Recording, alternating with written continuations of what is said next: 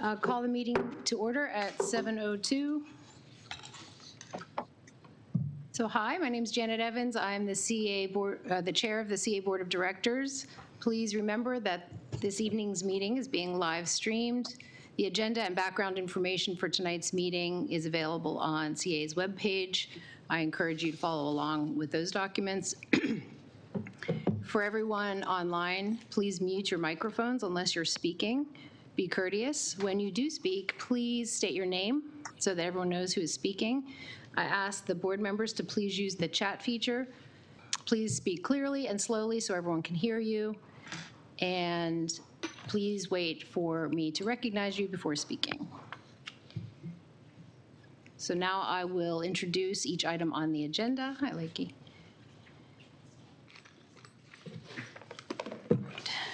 So when I call your name, please let me know if you're here. Sherry? Here. Jenny? Here. Dick? Here.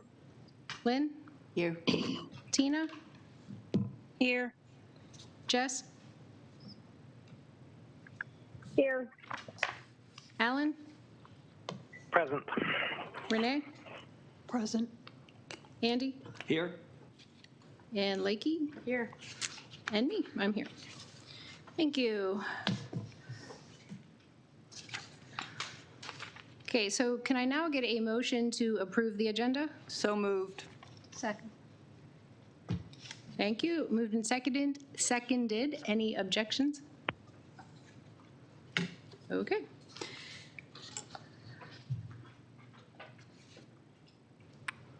So tonight's timekeeper is Andy Stack. For those of you who may not be aware, we have implemented a timekeeper to help me keep things on track, and it will rotate for each meeting. All right, so now we have residents speak out.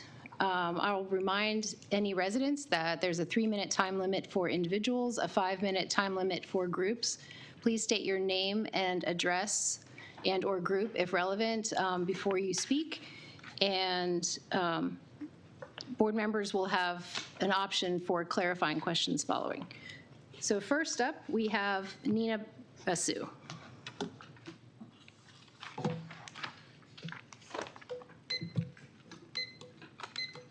Nina, are you with us?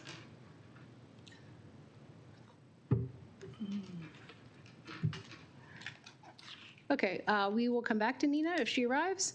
So next up, we have Lena Kennedy.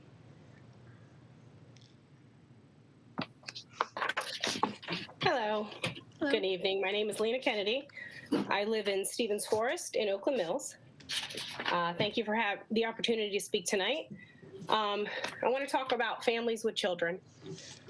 We have advisory committees specifically for millennials, for seniors, for teens. We have them for aquatics and golf, tennis, but we don't have one for families. How are you making decisions without having those voices at the table? Childcare, camp, tot lots, open space, neighborhood centers, they're all important to families, but for many of us, outdoor pools are at the very top of the list. When I look around at the people involved in CA on a political level, it skews towards folks that want lap lanes, aqua fitness, golf, tennis, and gyms. And this is what I have seen prioritized by CA. This board could do a better job at including the voice of families with children, and you could start with an advisory committee. I believe that the thing that is most important to families right now is that you open as many outdoor pools as possible, with as much pool space and hours for families as possible. This year has been incredibly hard for parents and kids alike. Not having the pools last year was a hard reality for people to swallow. But this year, CA has the chance to be the best community building organization it can be.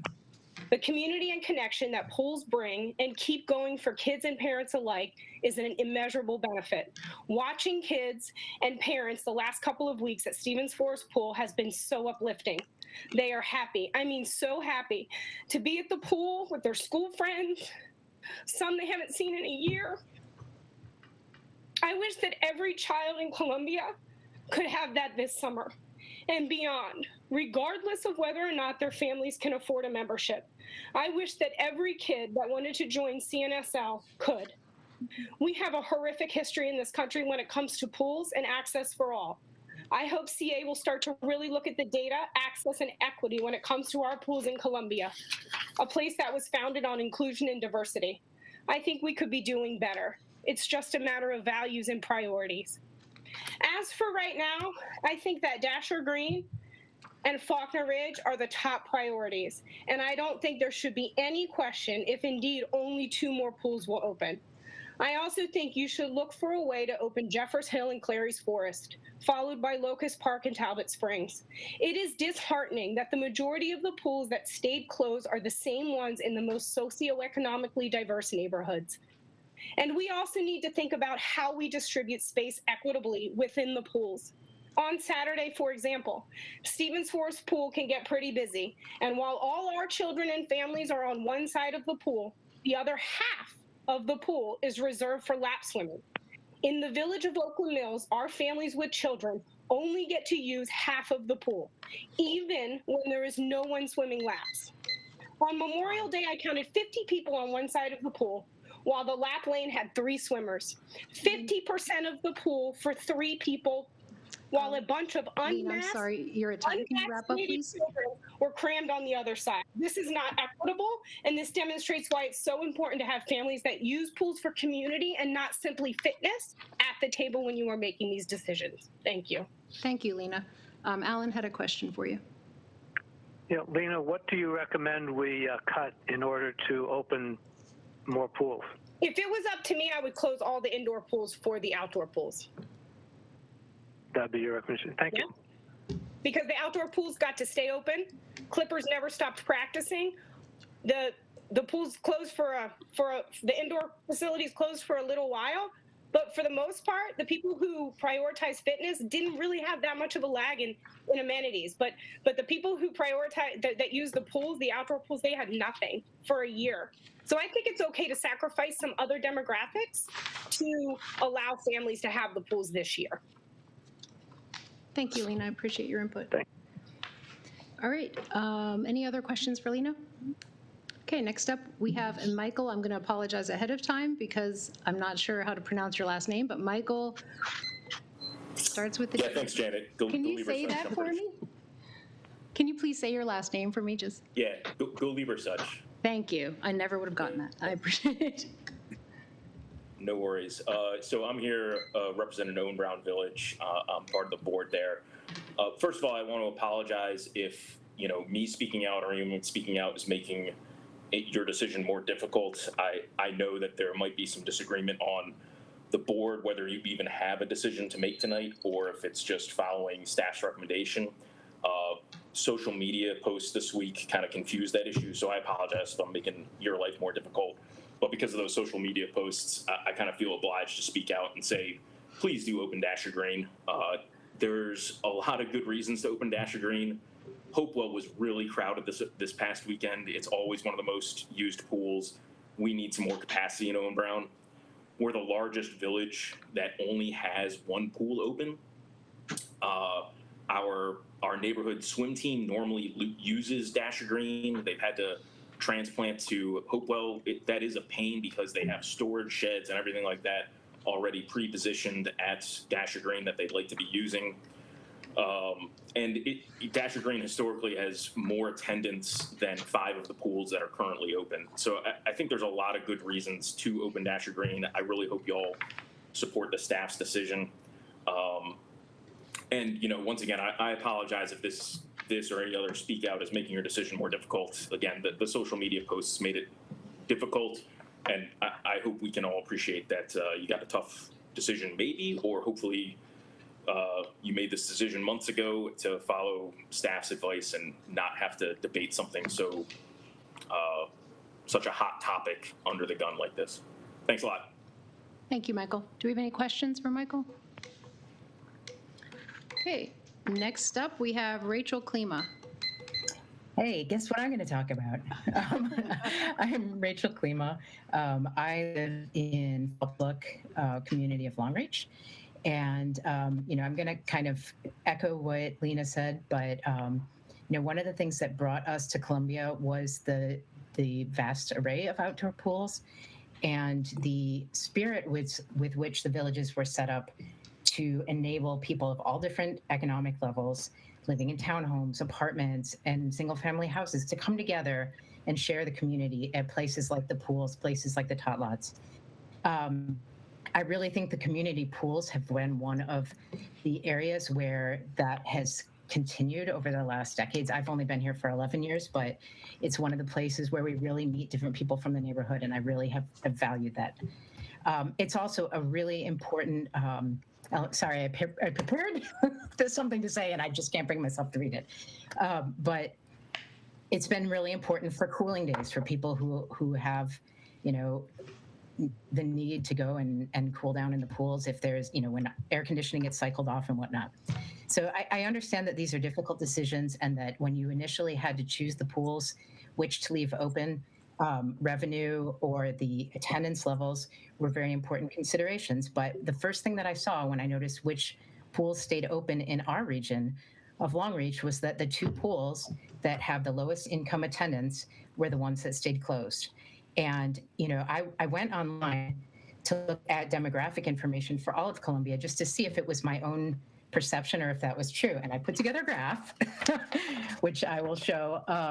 But basically, if you can see it on there, all of the, except for one of the red pools, which are the pools that remain closed, are within the lowest income areas of Columbia. The other thing is, which again, I'll put it a little closer because I figured I wouldn't be able to share screen. The areas with X's and little circles are where we have high densities of apartments and people that need to be able to walk to the pools. So I'd really like to urge you, as you decide which pools to open, to consider that and to look at the ones that really serve these multi-family housing areas rather than the single family dwellings around the periphery, which is where a lot of the other pools that are open are. The other thing is I also remain extremely concerned that by leaving these other pools closed for a year, they risk, I saw when they were cleaning up Phelps Luck, there's all kinds of debris that they had to remove and broken tiles and whatnot. If they go another year, it makes it more likely that they'll continue the pressure like we've had on Locust Park to close that and to give it up for an indoor, hopefully you guys have abandoned that idea of having an indoor swim team pool there. But yeah, anyway. So I'd like to urge you to look at that. And I've got PDFs of my plots that I made, if it's helpful at all, to look at the breakdown in the areas when you consider this. So I appreciate your time, and I appreciate that these are difficult decisions and that you have a lot of things to consider, but there's a lot of value beyond just financial to opening the pools in these lower income areas. So I'd appreciate if you, Thank you. yeah, sorry. We have one in the queue already. So Tina has a question for you, Rachel. Yeah. Ms. Klima, thank you so much for your time this evening. You said that you had electronic versions of these? I do, Your yeah. map? I would be most grateful if you would send that to, at least to me. Yes, please. Okay, Thank you so happy to. kindly. No problem. Yeah. Ginny has a question. Rachel, thank you. A very good testimony. I'm not clear on what advice you're giving us or what your choice is in terms of the next pools to open. So I think the ones in the oldest town centers that are not open, so again, the Dasher Green would be a good one. The ones that are very close walking distance to the middle of Oakland Mills, the middle of Owen Brown, and, you know, personally, we love Locust Park, but I think that doesn't need to be the top priority one, just due to the fact that there are these other areas that have a lot of residents that probably need to walk with them. Because right now, most of these apartments are like about a mile away from any of the pools that are open. And if you have teens or families with young kids that need to walk to the pools because they can't drive there, it's just not, it's difficult. Thank you. Okay, next up, we have Lorna Walls from Inner Arbor Trust.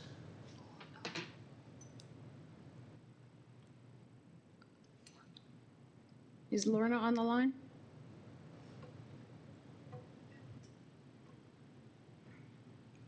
Okay, well, I'm not seeing Lorna, so we are going to move on. I appreciate everyone who spoke out tonight.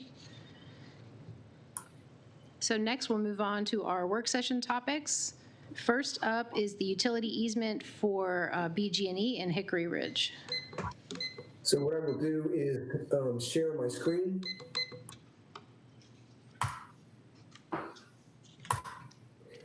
And if I could, I'll move quickly. This is a pretty straightforward BG&E utility easement request. And I'm going to go right to this page. They're asking for an easement to replace an existing utility feed for the Clemens Crossing School that utility feed now runs through the Clemens Crossing wading pool area. They're going to install a new feed, mostly around, mostly off of CA property, but there's a small portion of that runs through CA property, but it is away from the wading pool. We support this request. They would do this work in September so as not to interfere with any of the pool operations. This is good for CA because at some point, if we do need to do some work on the wading pool, we'd have to relocate it ourselves. This is a case, the line is not damaged right now, but this is a preemptive replacement of an existing utility line, and CA staff supports this request for an easement. Thank you, Dennis. Does anyone have any questions? Okay, thank you. Oh, sorry, Andy. Janet, is it possible, can we put this on the consent agenda for the next meeting if there's no objections from people that way? Does anybody have a concern about adding that to the consent agenda? No. Good idea. Good idea. That is a good idea. All right. And now the topic you've all been waiting for, outdoor pools. Dan, did you want to kick us off? Yeah, I can give a brief overview. I sent a couple of memos to the board. Dan did a wonderful job pulling a lot of information together and sent it out today. Just to summarize, the resolution the board passed with the FY22 budget listed out a set of conditions that if we achieved those targets, we would be able to look at opening additional pools. Very clearly, we've met the COVID targets, thankfully, and the numbers just keep getting better and better. So we're all very happy about that.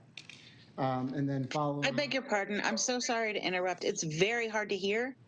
Can you lean into the microphone or I will something? bring the mic closer to me. That's better. Sounds That's better. much- Thank you. Is that better, Tina?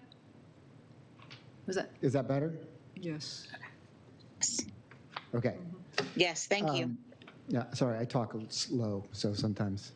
So then the other target was financial.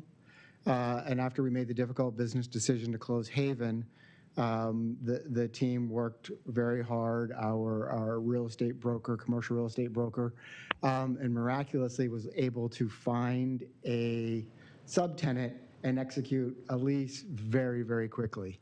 Thanks to Susan and the work that she did. And that provided us with the financial wherewithal to be able to explore opening additional pools.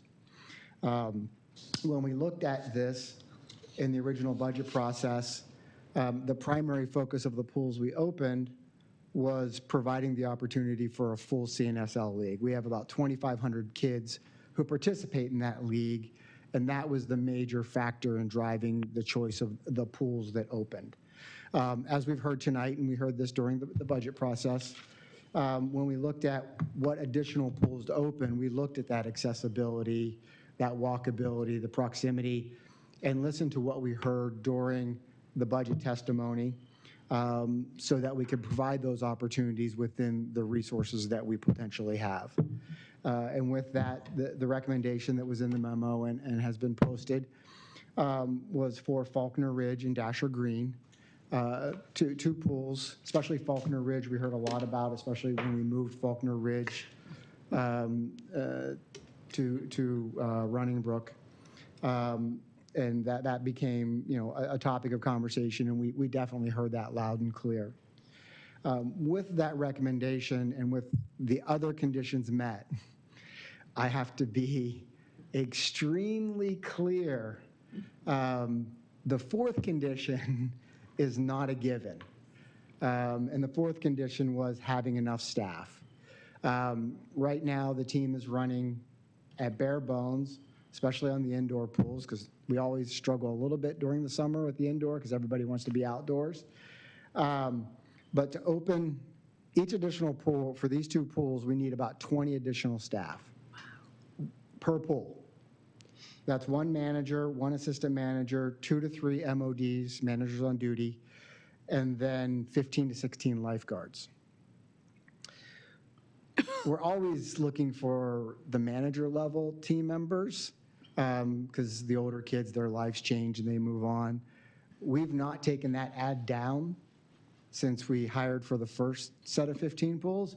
We have not received an application since February for those positions. I have 8 applications for outdoor lifeguards in hand of the nearly 30 plus that we need for that.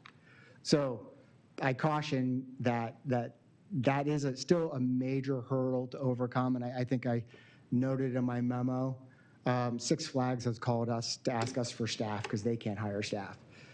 We know the staffing shortage in a lot of service industries across the nation is a struggle. I'm hoping that, and I hate to say that because I always tell my team hope is not a strategy, but at this point, it's what we have. That much like when we were really concerned about opening the 15, the community rallied together. And once the board gives us specific direction on the pools, because a lot of our lifeguards and staff come from the immediate vicinity of the pool, the community will rally and be able to help find it and those that are able to walk to work. And so hopefully we'll be able to close that gap. But I'm overemphasizing this point because Marty and I have been talking about it all week. There's a significant concern of this hurdle to overcome. Thank you, Dan. Alan has a question. Yeah, I have a few actually. Couple of comments and then some questions. In my work, when we have people say we can't find anybody, usually it's talking about people of color and women, we usually help them figure out that they're not looking in the right places. And so I'm wondering, you talked about having an ad up, and I'm just wondering if that's the right place. And I'm not going to get in your knickers. I'm just wondering, want to make sure we're being as creative as we can about looking in as many places. I know you're up against Six Flags, et cetera, so I'm not saying you're not doing the work. Just want to make sure we're not waiting around. Could you tell us, you gave us the number for the kids in the CNSL. How does that compare to the number of kids and the number of people who use the pools who are not part of swim teams? So here's what I can tell you.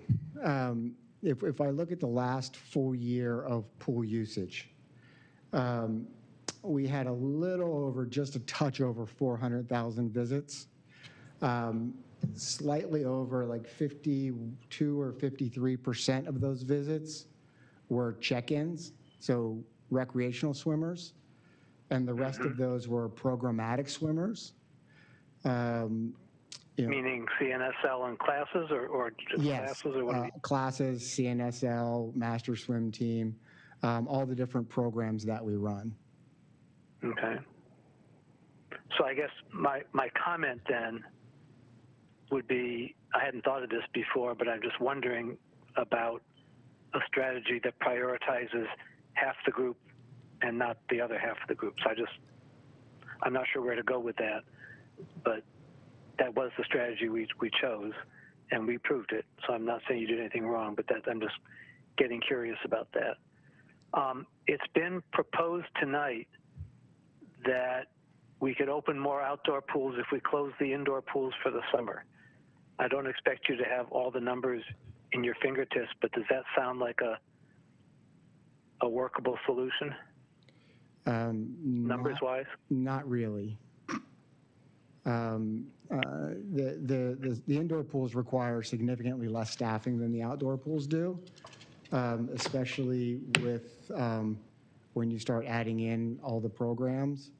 But the volume of staffing, the capacities at the outdoor pools are significantly, if I closed all of the indoor pools, then I might be able to staff one pool. Okay, thank you. It's also been asserted, and I haven't looked at the maps, but I accept the assertion that we have disproportionately opened pools in higher income areas and kept pools closed in lower income areas. Does that fit with your analysis? We reviewed it based on the CNSL pools, the pools that could be used for the swim team. So I haven't compared the pools that are physically capable of hosting the CNSL swim team versus the demographics. Okay. One last question. When it comes to a shortage of lifeguards, it seems to me there are a number of strategies, like we could open only a certain number of pools that we can fully staff and close the rest. We could limit the hours of pools and spread the lifeguards around. There may be other strategies as well. What strategies are we pursuing? Well, right now, the strategy would be to try to hire the lifeguards and open them fully. If and when it looks like we're going to fall short, then we can start developing alternative strategies. But right now, our 100% energy is focused on hiring the lifeguards and getting them open. Great. Thank you, Dan. Thank you. Tina?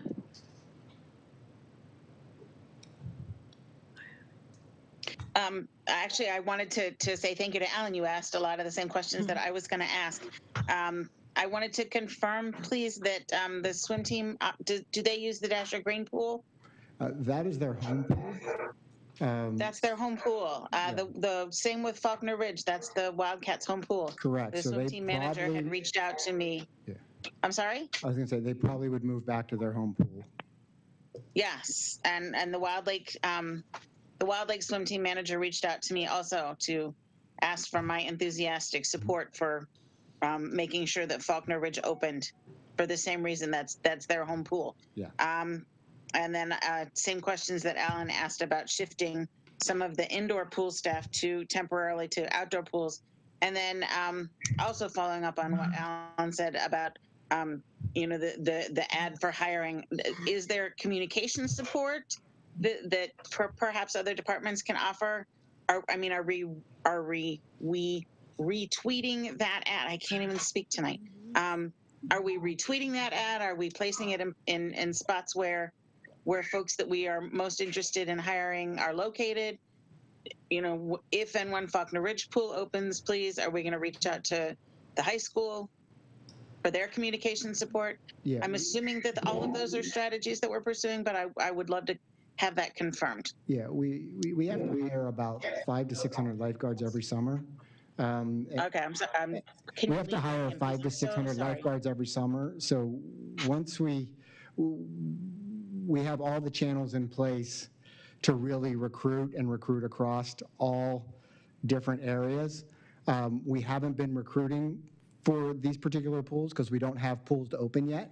As soon as we get direction from the board, then we'll begin actively recruiting. And yes, it will be a full-on media blitz, just like we did to open the other ones. If everybody can think back, we had every village manager sending the messages out, the village boards, many members of the community, many members of the board sent the message out, as well as all our other channels that we typically use to try to recruit staff. I mean, this is a process every year of recruiting staff. This year is just different in that, if you see the news, there's a nationwide staffing shortage at kind of this service level job position. So it's getting everybody involved, and we did that to open the 15 pools, and we'll do that again for these ones. Are we looking at making positions more attractive by raising salaries or raising hourly rates?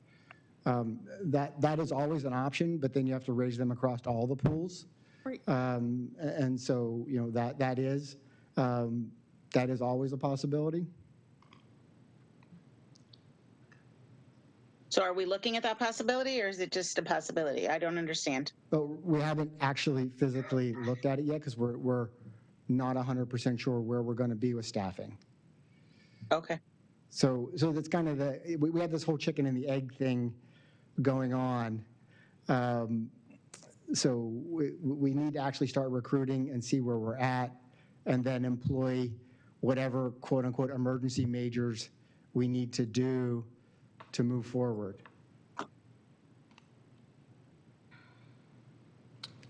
Okay, Dick, you're next up. I like where we're going with this. I have a couple of questions, though. We are still training people. I think that was one of the offers we made, that you come in, even if you don't have your certification, CA will train you. Absolutely. We train everybody from the ground up. Okay. And I'm a little concerned. It's going to be another 2 weeks before we have a meeting where we vote on things. And it sounds like you've got a plan laid out that you just haven't pulled the trigger on.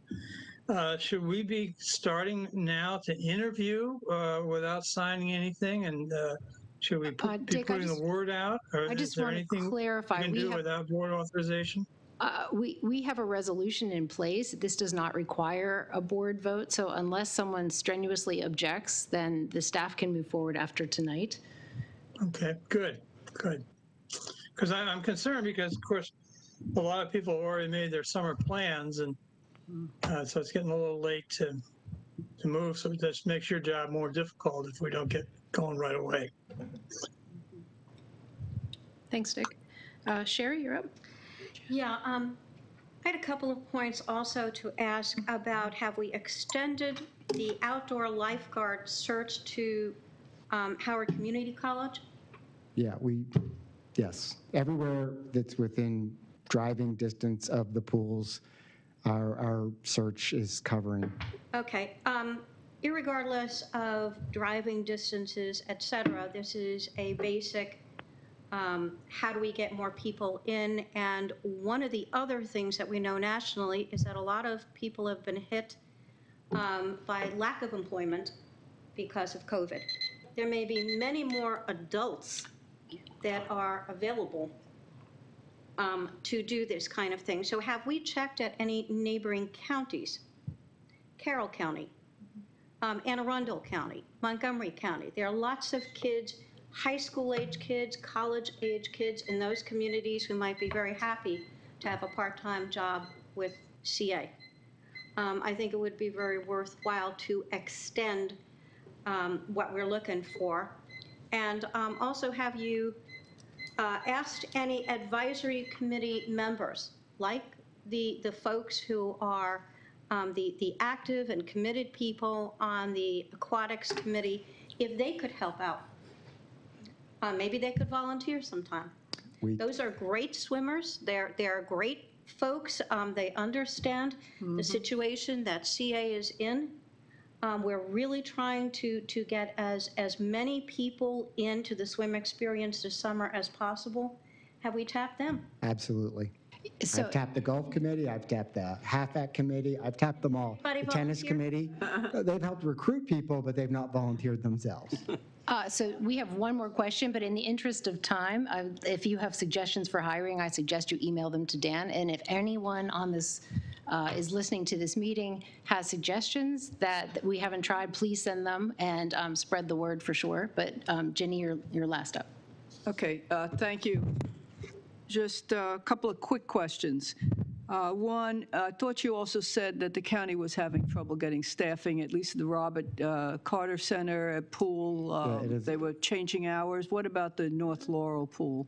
I don't know about that. I just know that I've heard at Roger Carter they've periodically closed the pool during certain hours because they Okay, didn't have staff. so the county's having the same problem. Yeah, Okay, thanks. Everyone's having the same problem. Yeah, okay. And it's not just, I'm on the tourism board, Okay. and every restaurant, every hotel. Yeah, okay, well, we don't have that much time to get into the other industries, but thank you. Registration, I see you sent an email, because I had raised a lot of issues with you and the president, but it looks like you may have responded, but I was out all day and I just got this. So just quick on registration, the complaint I had gotten is we close a pool at 5 to clean it up, I assume, and open at 5:30, and people have to register.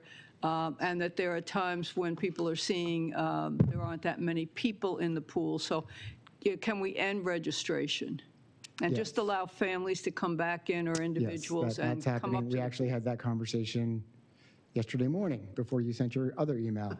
I'm sorry. I asked Marty to pay attention to it. Okay. And just like we've done with everything, and as it wasn't as robust as we anticipated, given all the other changes that have occurred with the COVID policies. Okay. So on May 16th, when or June 16th, when school ends, that's when the schedules change next, and the reservations will all drop for the evening. So registration will drop for both indoor and outdoor? The reservations will drop indoors with the exception of all indoors and outdoors for all aqua fitness classes. There's a blog post up about this. Okay. With the exception of, you still need to register and reserve for aqua fitness classes indoors and outdoors. Okay. And the feedback from the members at Supreme is that some of the members appreciate the reservations, so we're going to split the pool in half. Okay. Half will be open, half will be reservations. The other pools will be no reservations. Okay, thank you. I really appreciate that you're on top of everything and being flexible. Can you just give us the cost of opening Dasher Green and the Pier 1 and Faulkner Ridge 2? They're both about the same. They're both approximately I can't hear you. Could you? They're both approximately about $70,000. $70,000, that's everything? Yeah. Okay. And I would like to relate that to the Haven and the savings and whether it adds up to 140,000 or there's a little bit of money left over at some point. You could let us know that. There is. Enough, not enough for a third pool, I gather. There is enough for potentially a third pool, but again, staffing is the limitation.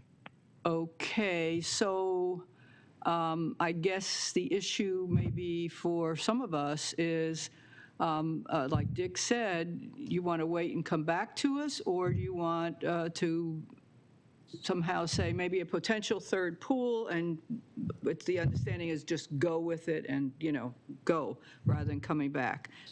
We may want to give that some thought. The issue has come up about Wrap up. Yeah, two more points. County funding is one, subsidies for people, I think. Have we changed, or is there a misunderstanding in some of the testimony we heard tonight? We still have subsidies for individuals that are income qualified, and we have them for families and children, correct? They're for all memberships. So it's a matter of maybe how the community keeps communicating to people that we are trying to help you. It's not like you're not going to get some subsidy. Am I missing something here? I don't understand. We do subsidize individuals to use CA services if they're in need. Yes, we have income qualified memberships. Right. It covers any of our memberships. That's my point. I don't think that's well known, as we heard from one speaker tonight. The last thing is the county. Are we going to get any help from the county in terms of a grant or anything that'll help us maybe open some additional pools or use for other grants, and then that'll save us some money that we can then use for opening pools? Staff, I understand, is the big issue, but I'm talking about money. I think the county owes us some help. So I will answer that question. I will report again that the answer I've gotten from Howard County, as I understand it, is that COVID-19 related relief funds are not eligible for outdoor pool use, period. So there will be no funds allocated from COVID-19 relief funds towards outdoor pools. There is currently a conversation around the use of this next round of federal funds, and they are going through their own prioritization process, and they have indicated that they will be giving us some direction on what their priorities are by the end of this week, which would be tomorrow. I specifically asked last week about outdoor pools when we got this early indication that we would be able to do it, and indicated that if we could get any information where we could make an effort to open more than 2 pools, that would be good to try and leverage it all at once. But they were not able to answer it at that time. I do want to make clear with Dan's comment that we made the decision as staff because we don't have full clarity on the accounting around the Haven sublease is also going through an external audit process, and we were very comfortable with the 2 pools and that financially it was doable in addition to the staff constraint. But I will add that part of that component, which was already discussed earlier, about are we going to have to pay differently, and if so, then we'll have to do that across all the pools, right? We're not going to do it just in some of the pools. So we wanted to ensure that we had a financial ability to do that. So I just wanted to clarify that point. Thank you, Leaky. We're well over time on this, so unless you have new information, we can't take any more questions. I just had a clarifying Okay, question. well, Tina had one too. Tina, can you do yours in 30 seconds or less? In the past, we had free Sundays, I think 3 per summer, a Sunday in June, a Sunday in July, and one in August that were free to all the community. Are we planning on doing that again this year? Absolutely. Hot diggity, do you have those dates? Not off the top of my head. We'll Can make you sure we send get them? them for you, Tina. Thank you. Sherry? I had a clarifying question. In the past, when temperatures reached over 100 degrees, CA pools were opened to everyone in the community. Is that going to be the case this summer? That hasn't happened since I've been here. It happened, I've never seen it's that either. happened several times. Yeah. I the can past. commit that we can consider that and look into it. I'm comfortable saying we can definitely look into it, certainly if it was a practice before, but I can understand that from a community, frankly, safety standpoint, not just an amenity standpoint. So we will look into that and come up with how we could discern that policy. Okay, thank you. And could any federal funds be used for employment of lifeguards as opposed to pools? I can ask that as a clarifying question. When we got the no on the COVID funds, we were clear that we kept the outdoor pools on our priority list for what this next package would be. We can put a finer point on it around staffing. I think that's a good suggestion. Thank you. Thank you. All right, thank you, everyone. Thank you, Dan. So do I hear any strenuous objections to staff moving forward with staffing 2 additional pools? Okay, so this will not be coming back to the board for a vote based on our former resolution, excuse me. Okay, thank you. All right, so next up we have President CEO evaluation process. I believe we have Monica with us to provide us some information on best practices. Yes, good evening. My name is Monica McMillan-Ajayi, and I'm the HR Director for CA. And what I'd like to do is share my screen with you. So give me just a second to do that.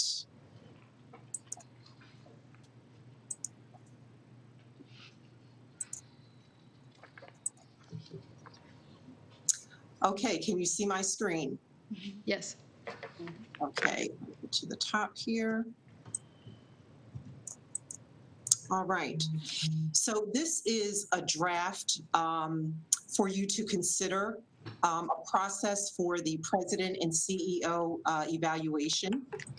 And so the agenda here is to go through the purpose of all of this, best practices as it relates to a process for the CEO performance eval, a draft process for you to consider, potential categories for you to consider to rate the president and CEO on, performance ratings that are commonly used, and then I will open it up for questions at the end. So as it relates to the purpose is to present you with human resources and industry best practices for an evaluation. And again, this is for you to consider how to draft a formal process for CA. The best practice source that I use is through SHRM, and it's SHRM researched information that includes sample CEO evaluations in nonprofit industries. So from a best practice perspective, it is recommended to create a policy for the performance evaluation that includes when and how often the evaluation will be conducted. And that can be annually or biannually. So that would be the board's decision. It's also recommended that when setting objectives, that there is a partnership between the president and CEO to establish goals and objectives. And additionally, it's recommended that those goals and objectives for the fiscal year be signed off on by both the board and also the president and CEO. It's understood that sometimes priorities can shift, so it's recommended that if priorities shift, to put that shift in writing. It's also recommended that the president and CEO documents their self-evaluation and provides that to the board. And that when the board is considering the criteria to use to evaluate the president and CEO, it should be agreed to by that president and CEO.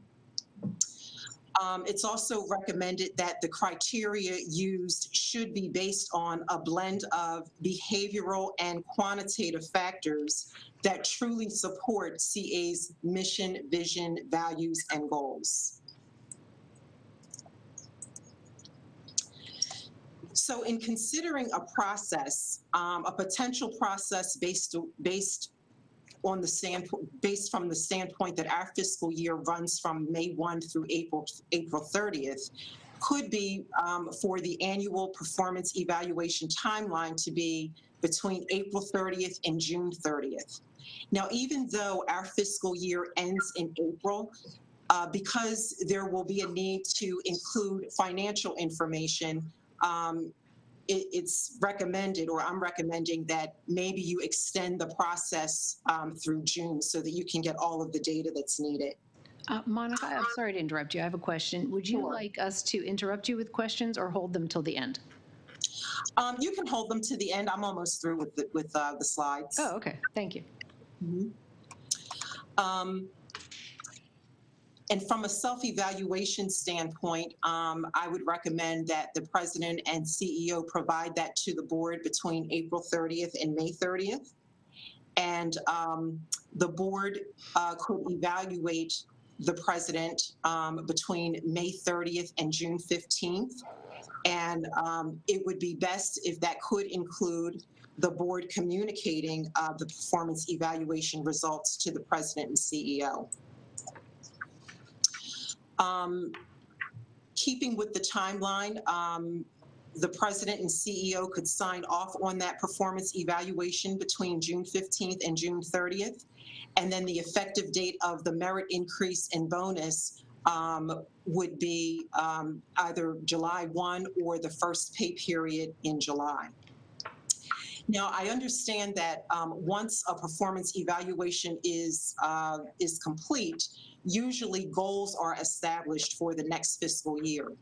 But sometimes all of the information is not available to really create the best goals and objectives because of other considerations. So I would recommend that the latest to establish these goals and objectives with the president and CEO would be between January and March. Have them documented and signed off on so that they are ready for execution between May and April of the next fiscal year.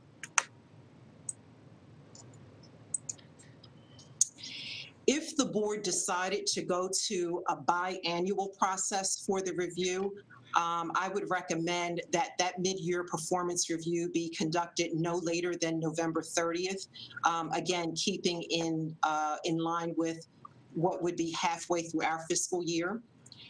And if there is a need to ever shift priorities as appropriate, then I would recommend that that shift in priorities be documented and signed off on by mid-December.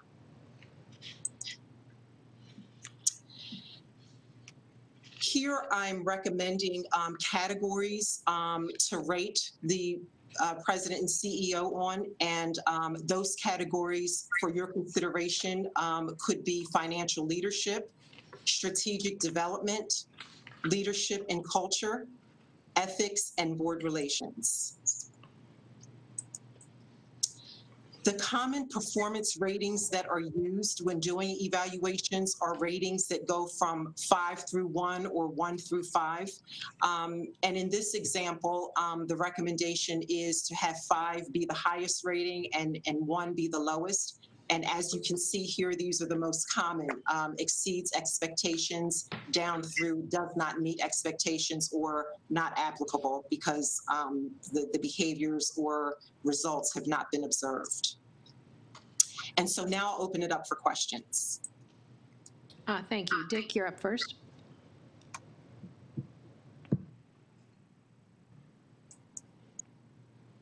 You're on mute, Dick.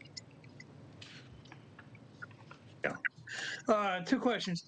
First of all, I think this is a very good summary. I like what you put together here, Monica, and I like the categories you put in there. It sounds good. I'm a little confused by some of the dates. It looks like he doesn't get evaluated for a year. Don't we mean 2021 to start the process? So yes. So under normal circumstances, absolutely. So we would want to, so Lakey started May 3rd, which is the beginning of the year. And so, yes, that would go, her performance would need to be evaluated through April 30th. So yes, you know, as we're looking at the different dates, it should start with 21 and then go into 22. Good. Good. I wouldn't want to go a whole year without any bonus opportunities. The other thing is, I'm surprised that we are giving 1 point for unsatisfactory performance. It seems to me the scale should start with 0 for unsatisfactory, and maybe a 1 for partially satisfactory, and up to a 4 for exceeds expectations. But I could see somebody getting 1s across the board and still getting a piece of bonus, which just doesn't make any sense at all.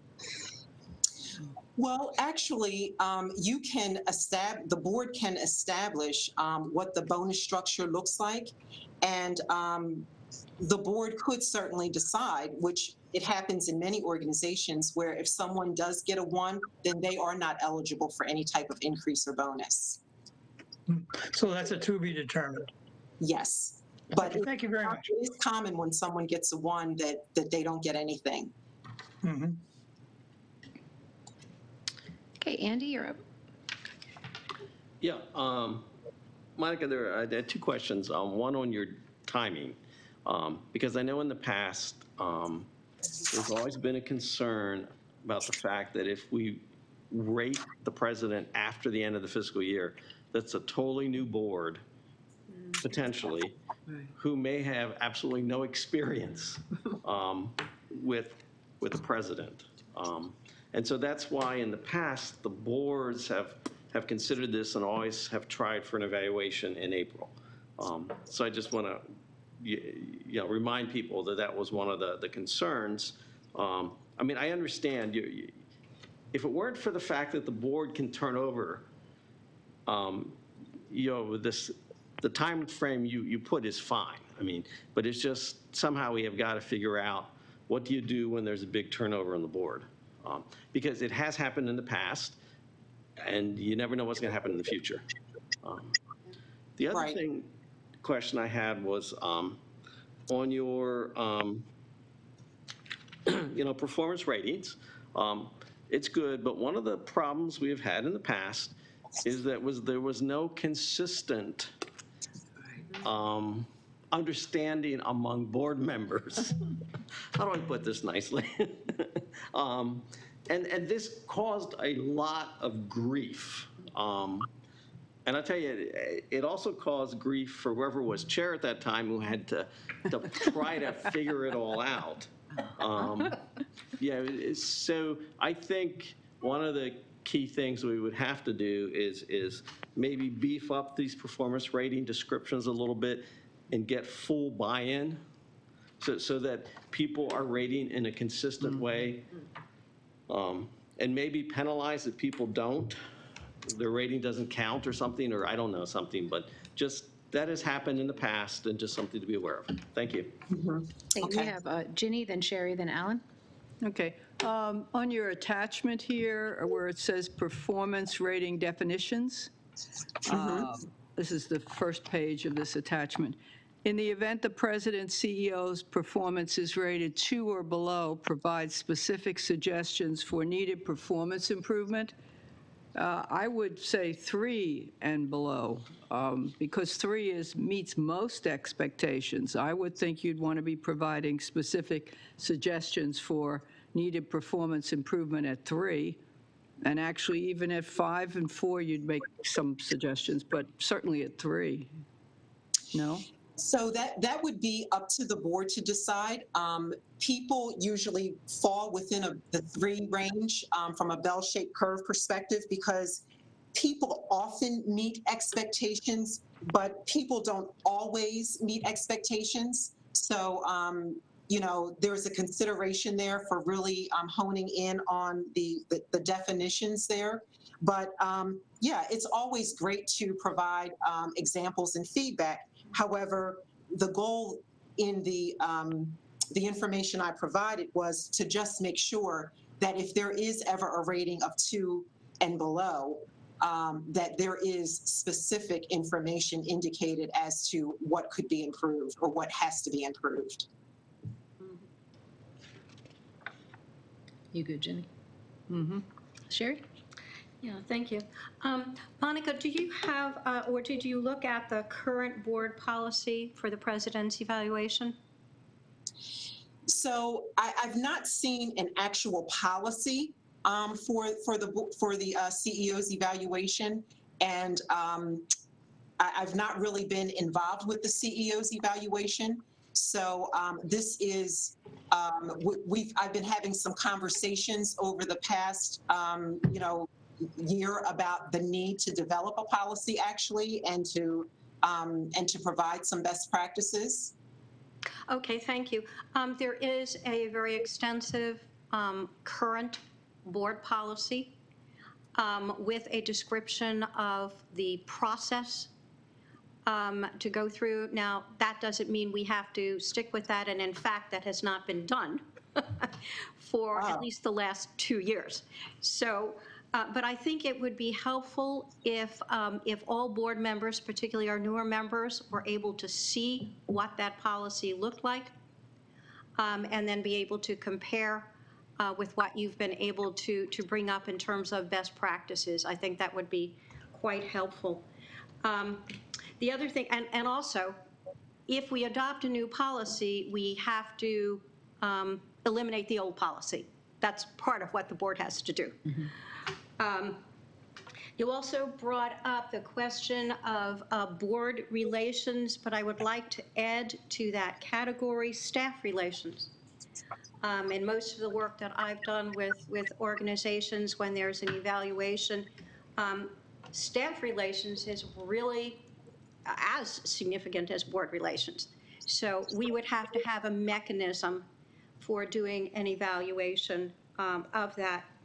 And I think part of the difficulty that Andy alluded to that the board has gone through in the past has been because there has been a lack of clear criteria and a lack of specific annual goals and objectives.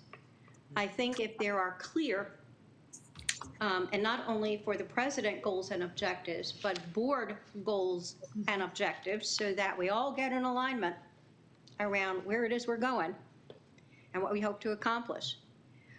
With specific goals and objectives that are clear, measurable, that's going to make a rating system much easier for everyone concerned. So that would be a piece that I think would have to be added, that the president needs to create a series of goals and objectives, the board needs to create a series of goals and objectives, and we need to slice that into this timeline that we're talking about so that we are in sync with one another. So Sherry, From a best practices perspective, what I've seen is that the board and the president and CEO create the goals and objectives in partnership, not separately, and then come together. That was what I was trying to establish in the recommendation. Yeah, I like the word collaborate. I think that was great, and I think we'll have to find a process to do that. We can create something new in order to be able to do that. That's a great point. Thank you. We have Alan and then Lynn. Yeah. So I absolutely support the notion of partnership and collaboration around that. I'm all in favor of getting as much alignment as we can, but I'm also mindful of the advice the teacher I student taught for back a gazillion years ago, and I asked her for some pithy words about evaluation. She said, just remember, it's all subjective. So we can try to make it as objective as possible with numbers and clarity and goals, but there's always the subjective element and elements that are going to be in there. So I certainly wouldn't be in favor of penalizing anybody on the board for not following a perceived procedure. We just got to assume we all do our best work and follow the process. And use our best judgment, which is what we got elected to do. My question to you is, in your list of categories, where would you put, or did you put, or wouldn't you put community relations, relations with the villages, relations? You know, there's a big piece of the job that I know not everybody agrees with me, but I see as sort of the unofficial mayor of Columbia, and there's that community relations aspect that I didn't see immediately in the 5 or 6 categories you had. So these are categories that can be expanded upon. So for example, if that's one of the strategic goals that the board and the president and CEO have, there could be something under the bullet strategic development. Or if the board felt very strongly that that should be a category of its own with some behavioral and measurable or quantitative aspects to it, then we could certainly create that. It's really important that these types of evaluations be developed based on what is important to your organization. It shouldn't be cookie cutter and the same as someone else's organization in order for it to be effective. I'm all in favor of that, and I'll close these comments with, I'm also mindful of the tension between, on the one hand, those who say you have to, in order for it to be important, you have to be able to measure it. And on the other hand, the people who say, if you can measure it, in some ways it can't be that important. You know, it's sort of trivial if you can measure it down to the whatever. So I think we need to think about that tension between those things. There are some aspects of a job like president and CEO that are just not measurable in the sense of quantities. Yes, and that's, you're absolutely right. And it is recommended that the evaluation be based on a blend of both behavioral and quantitative factors. Absolutely. Thank you. Lynn and then Dick. Would we ever consider including board evaluations? Have the CEO evaluate the board? Or staff, or community, or the board itself? I mean, we've never done that. Actually, it has been. We have. Oh, we have. It's called an election. The time to bring it back. Back to the. Oh, I thought you meant, I thought you meant the election is the word. Dick, you're up. So I would say as part of the president and CEO evaluation, and just like with any performance evaluation of a staff member, it is a two-way street. Granted, you're not there to evaluate your boss, but at the same time, it is a good opportunity to voice, here are some of the things that could occur to assist me with being a better president and CEO, or with doing my job a little bit differently or better. So there is an opportunity during that process, and so it's just a matter of how well you would like to formalize it during that process, or you can take a different route. But during this process, it's definitely an opportunity. Thank you. Dick, you're up. Yeah, I think what Lynn's referring to is a 360 review, and they are treacherous. They can be a real problem. And what Alan mentioned, I think the quote I heard was supposedly from Albert Einstein, and that is, not everything that counts can be counted, not everything that can be counted counts. And so there is a very big subjective piece to this. I had, what was my, the big problem we had last year, the last time around, was that we were giving Milton extra credit projects. Right. You know, we were expecting him to do his regular job, and then he was going to solve outside problems. And some of these were just outside of the president's authority. For example, Long Reach. There's, when the county pulled the plug on that, there was absolutely no way to evaluate it. And if we did things like, I think community relations makes a lot of sense, but you don't want to put a number on that. Visits community boards 15 times or whatever. It's just a general feeling whether the person has worked with the community. And we don't say, you got to do this, you got to do that, you got to do something else. You let the president decide, what are the steps that she's going to take to improve community relations. And then we can look at it and say, well, did that work or not? And rather than trying to specify particular problems. The last thing is, Renee did send around a copy of the policy, and maybe, Monica, you could get that from Renee. But she sent 4 documents that I thought were very helpful, and one of them was the old policy. Do you want to speak to that? Yeah, let me just, that's not the policy. That was the work that you, Andy, and I had done about a year ago after I met several times with Monica. Okay, well, that should have been the policy. Let's put it that way. Okay. Well, we can use that as a baseline, Anyway, but it's out there I'll if be glad anybody to wants to send it look to at it. Monica. A lot of what she has, I have, and I've added in stuff like the villages and whatever. So I'll be Okay, glad thank to send you. it to her. Okay, Ginny and then Andy. Yeah.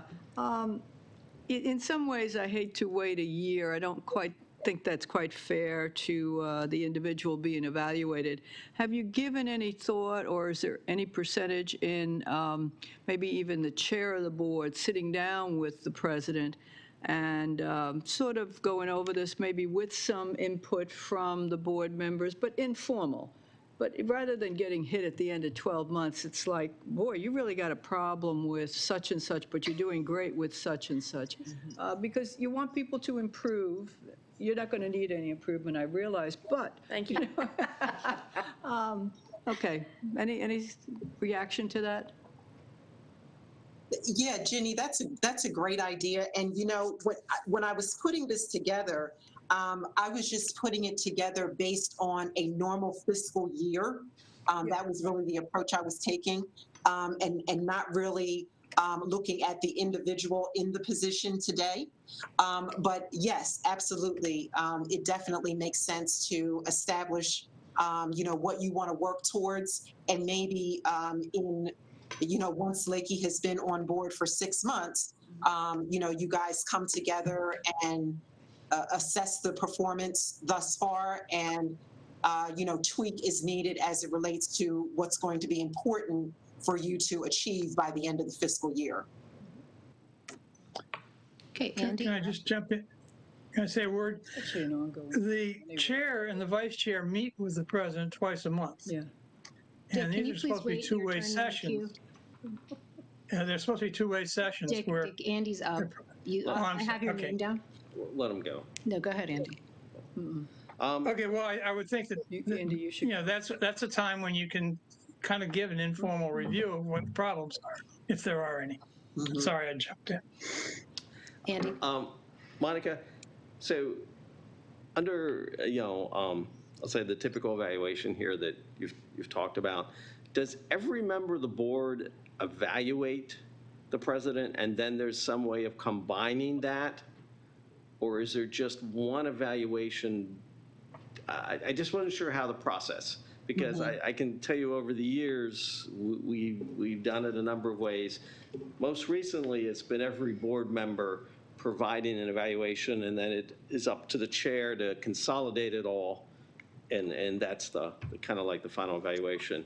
And in the past, I mean, not in the recent past, but they've also been where the board members just got together and talked about and just filled out the form together. So I just wasn't sure which one you were kind of suggesting. So I'm most familiar with the board getting together as a group, and you have one form and you hash it out in that group what you want to rate. You know, everybody should come to the table with their own form, with their information in the document.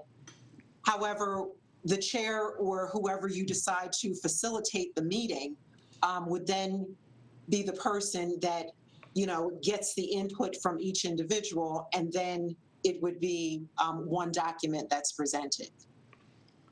So that's the way I'm accustomed to seeing it work. Okay, and then the last thing is, I gather from your previous discussion that you see that another component of this process that has to be developed is how to translate the final ratings into either a merit increase or a bonus type of thing. But that's, I think, another key part that hopefully has to be developed. Yes, and we can talk about, and again, every organization does it differently, so that's why I don't have a best practice documented there. Every organization decides differently how to provide the bonus as well as the merit increase. So for example, you know, a lot of organizations will decide if someone is rated anywhere between a 3 and a 5, if we used this particular scale, then if 3% is the increase, then that individual would receive a 3% increase for a rating of anywhere between a 3 and a 5. And then you could start parceling out and making it a little bit lower for a 2, but in most organizations, when it's a 1, there's no increase whatsoever. And some organizations even decide that if the rating is above a 3, if there are funds available, then maybe that merit increase could be, you know, a 3.5. So it really does depend on what philosophy you decide to adopt as it relates to, you know, what that increase would look like. Thank you, Monica. I have myself in the queue, and then Tina, and then Alan. I just wanted to echo what Ginny said. I think it's really fair to provide ongoing feedback if, you know, at least once in the mid-year. You know, I was just having a staffing discussion at work today that was, if you are hearing for the first time in your annual review that something is not right, there's a serious problem there. So I think we as a board owe it to Lakey and whomever is in that position at any point to provide that feedback. And I agree, it's informal, but it's a baseline for that mid-year point to say, like, hey, this is what's going well, but this is what we think could use some work. And then that way, there's always the opportunity to, if something's not going in the right direction, to turn it around. Okay. Dick, did you finish what you had to say? Because you actually were. Okay. Tina, you're up. I just wanted to confirm the fact that we're having this conversation means that the parameters were not spelled out in Lakey's contract? That would be correct. Okay. Alan? Yeah, I absolutely concur with the notion of we and probably best through the chair and vice chair owe the president ongoing feedback. And I just want to clarify one thing that Andy said. Andy, you used the phrase, then it was up to the chair to put it together. It really wasn't up to the chair. It was the chair followed up. It wasn't like the chair did what they felt like. there was a formula that the chair plugged the numbers into and came up with an answer. So I do want to leave the impression that the chair sort of took it on their own whim to do what they felt like with the ratings. Thank you for that clarification, Alan. Dick, you're up. Yes, I should point out, Tina, that she did get a job description and a contract. And I think that we can pull from that a pretty good amount of what she should be doing.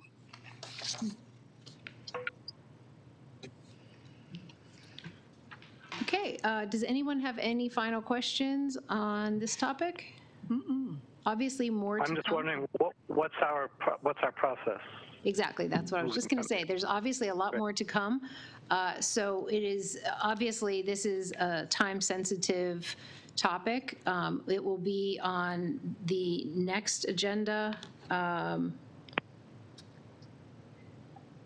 I'm trying to remember now what we decided in our BOC. I couldn't tell you the time, but it is on the next. Yeah, so it is, so it's, the idea, the plan was to have it on the next 2 to 3 agendas, so that by the end of, or I think it was we can't vote the first meeting of July. The second meeting of July, we would be voting. Yeah. So we will be having ongoing discussions. This was our baseline to get those best practices so that we're all thinking about it. And then this topic will be on the next agenda as well. And in the meantime, we will be having conversations around what those are. Yes, we, the board. Would it be helpful if Monica took what she's heard tonight and sort of folded it in with the best practices, so we'd have something to work off of? Let me make that as a statement. I think that would be helpful. Monica, do you feel like you have the information that you need to? Yes, and if I have questions, I certainly will reach out. Okay, thank you. And does someone have access to that policy that we? It's in the board governing documents. It's embedded in there. Then yes. Okay, excellent. So, Yes. I mean, I have that down as an action item, but we'll just need to make sure we get that out to everybody. Yes, Sherry? The other part that is an action item is some form of subjective written comments to add to this. That was one of the things that we heard, that there is a rating, but there is also a subjective piece. So the subjective piece has to somehow be folded in here. That would be an action item. So actually, the attachment to this summary actually is a template that allows for both the rating and a comment section for the board members. Yeah. Oh, I see. I see what you're saying. The other half. Yeah, yeah. Okay. And again, all of this is, draft information for you to consider. So none of this is considered the formal process or, the formal categories or anything like that. This is all a draft for you to consider. Yeah, thank you, Monica. I want everyone to, what Monica was asked to do tonight was provide best practices. This was not a recommendation for how we should do it. This is information for us to use as we evolve this process. So It's a very good start. And to your point, Alan, I will try to come up with an action plan so that we can see very clearly where we're headed with this and what, we expect to accomplish at the next multiple meetings so that everyone's on the same page as that. Thanks. And so actually, I think that the other form that's attached to this, that probably folds in many of the things that you all talked about that you would like to see. Yeah. So for example, staff relations, that's under one of the categories. Granted, it's a bullet point and not a standalone category, but it's certainly there. So, you can decide if you feel that form, captures some of the things that you believe should be incorporated. Mm-hmm. Thank you. Do we have any final comments before we wrap up this topic? Okay, thank you. All right, so next up, Howard County General Plan, Newtown Charette. So I wanted to point out that in the BOC, we had some extensive conversation around this, and since it's such a timely and important topic for Columbia and Columbia Association, this topic you will also be seeing on the next multiple agendas, some with less time than tonight, but the idea being that we want to be on top of things as they evolve. So Kristen, I'll hand it over to you for any introductory comments, and then we can open it up. I was actually in attendance, assuming that you guys had a series of questions or discussion topics based on the memo that Andy had prepared, and I'm happy to chime in that conversation. But it was my understanding that was leading the conversation tonight. Yeah, so Lakey's going to jump in. Thank you, Kristen.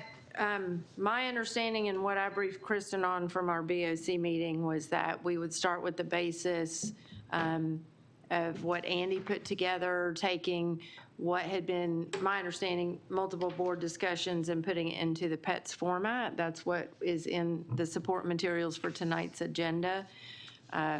So Andy, I didn't know if you were going to kind of go through that. Obviously, it was in the materials, so. No pressure. I do believe everybody reviewed those materials thoroughly before tonight's meeting. So Sure. I don't know if we need to review them in detail. I won't review them in detail, just give you a very quick background. We had a number of meetings. If you remember, we also put out a Newtown Visioning document. And so when I discovered that the county had a framework for which they were going to proceed in terms of the general plan, I actually went through that document and picked out the different sections and different recommendations, and then just very briefly tried to put them under this preserve, enhance, transform, strengthen. And of course, now the county has changed the order. Because it used to be pets, and now it's. I think that was probably smart. Yeah, PTSE, I don't know, but they changed the format. Yeah, So it's like, of course, so that's where you find most of this. Plus, we also have several documents we've done over the years about what we, see in terms of preserving for community, and, that the board has approved and that the board has worked on. It was a very short document. It was very quick. I didn't, I didn't do a detailed analysis of it. Preserve, I looked at, obviously open space is the number one. What do you want to preserve? And also our current residential, our villages, you want to preserve those. Enhance, we've talked about this, the commercial districts, need some enhancement, and the out parcels, how to address them in terms of the overall scheme. Transforming is downtown and gateway. Those are the two big things. We've talked about that. And then, of course, the village centers and industrial parks are kind of like the two areas that I kind of looked at as strengthening. They need help, and I think we've done that. So that's really all I want to say, and happy to ask questions. And I really want to thank also, I wrote it up, and then Kristen and Jessica very kindly kind of reviewed it. And you know how it is, you write this and you think you know exactly what you said, and then you have a different set of eyes on it, and they say, well, why are you doing that? And I'm going like, no, I didn't mean that. So they were very helpful in making sure that it came out much clearer, so I could get the points apart. So I want to thank them. Thank you. All right, so we have Dick, then Sherry, then Ginny. Andy, the one that we sent around, or we all received, is that with Kristen's input? I won't say that I will say what they did is they wordsmithed it and Well, with- made sure with that I their made it clear, but I wordsmithing? won't say that this represents their opinion. I mean, this is not Oh, but- their, yeah, Okay, that would be but the very one we got, was that your version with their input? Yes. Reflecting their wordsmithing? Reflecting the wordsmithing, but not necessarily their. Oh, okay. They No, might I just have want to written make sure we something had the very most different. recent version of what you wrote. That's all. The this is such a complex subject that I thought it would be helpful for the board if we started with a draft of some kind that states what our board position is on Newtown zoning and the general plan in general. And rather than us spend the next year and a half discussing it, it seemed to me to be very helpful to have Andy's draft because he really covered I think he covered it all very well. And I'm hoping that what we can do is we can put this out as CA's position after voting on it and after doing our own wordsmithing, et cetera. Couple of issues I just want to make sure is in, I didn't notice this when I looked through it before, maybe it is in there. I like the idea of of Columbia being a special district, kind of like a historical district that stands outside of the normal county zoning regulations.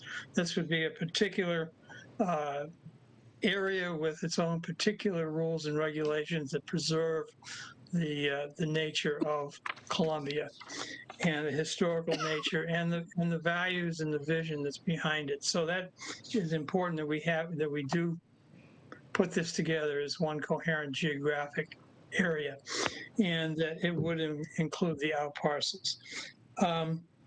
The other thing here is I'd like to see somewhere in there something that would indicate that when there are conflicts between the Newtown zoning or whatever it becomes and what DPZ wants, that we have standing. It seems that in a lot of these conflicts, DPZ says we don't have standing to get involved, but I want to make sure that we are a stakeholder in anything that goes on architecturally or city planning in this Newtown area, this Columbia area. And the other thing is I did not check, I meant to check this. I assume that consultant's report is off the web, is that correct? Because it did not reflect the board's views. It was an outside consultant. Kristen, was that taken down? I'm not sure if it was taken down. I was told to put it up, and it's the document that was the result of our effort. And so it's an accurate representation of that effort. It was still on a couple days ago. It should not be on there because it is, yes, it's something a consultant prepared for the board, not for public distribution. And when it's on the web, it looks like it is the CA position. It's not the CA's position until the CA board says it is. So, Danica, I see you're on our list here. Please make sure that comes off of the website. Well, excuse me, Janet, Madam Chair. Yeah. Clarifying question on that. There was a lot of work that went into that for a long period of time with a lot of stakeholders. So it is sort of a public document. Does it have an introduction that makes it clear that the board didn't actually vote on it, but that this was the work of, so that people understand the context? I mean, to just not ever show it is problematic, I think. To put it on and make it assume that the board voted on it, which we didn't, is also problematic. I do want to make sure I'm clear because as Kristen indicated, my understanding as I've been briefed is that there were certainly, the board was involved, but we had representatives from the village and it was a multi-month process and it is a compilation to represent that process.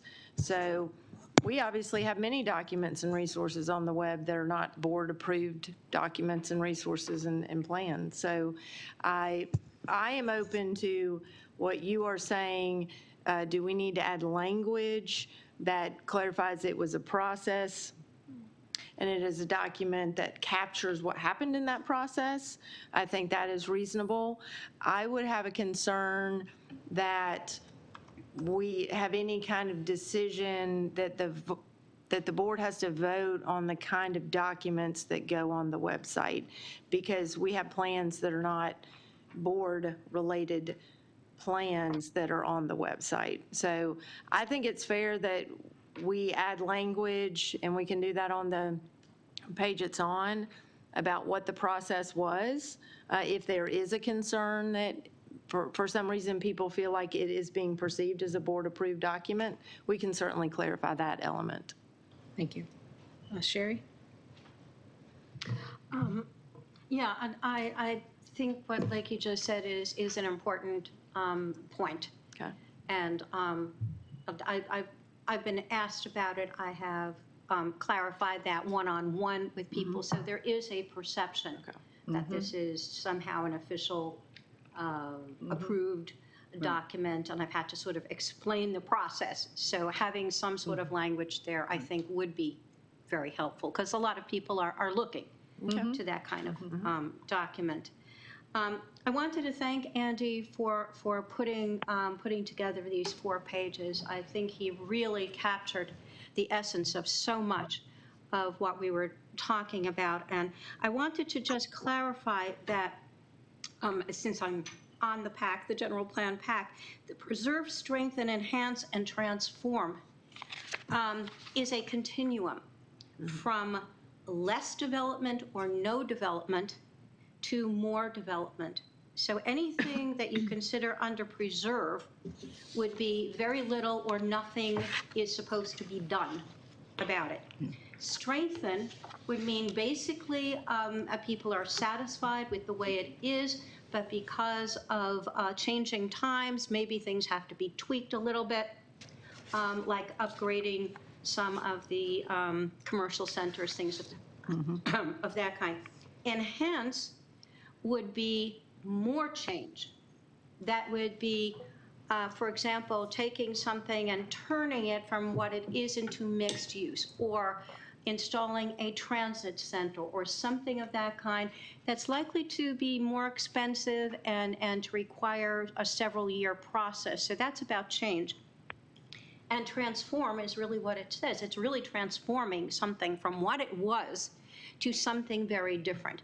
And that's what the discussion has been about Gateway, to go from where it is to a potential mixed-use, new kind of village with green spaces, activity centers, things of that kind. It would look very, very different from what it is. So I just wanted to clarify that. I also had a new point to bring up, and I've been doing some reading about this. The board, I'm sure many of you saw the exhibit at the Howard Community Library about redlining. And so I would just like to throw this out to the board to think about adding to a document.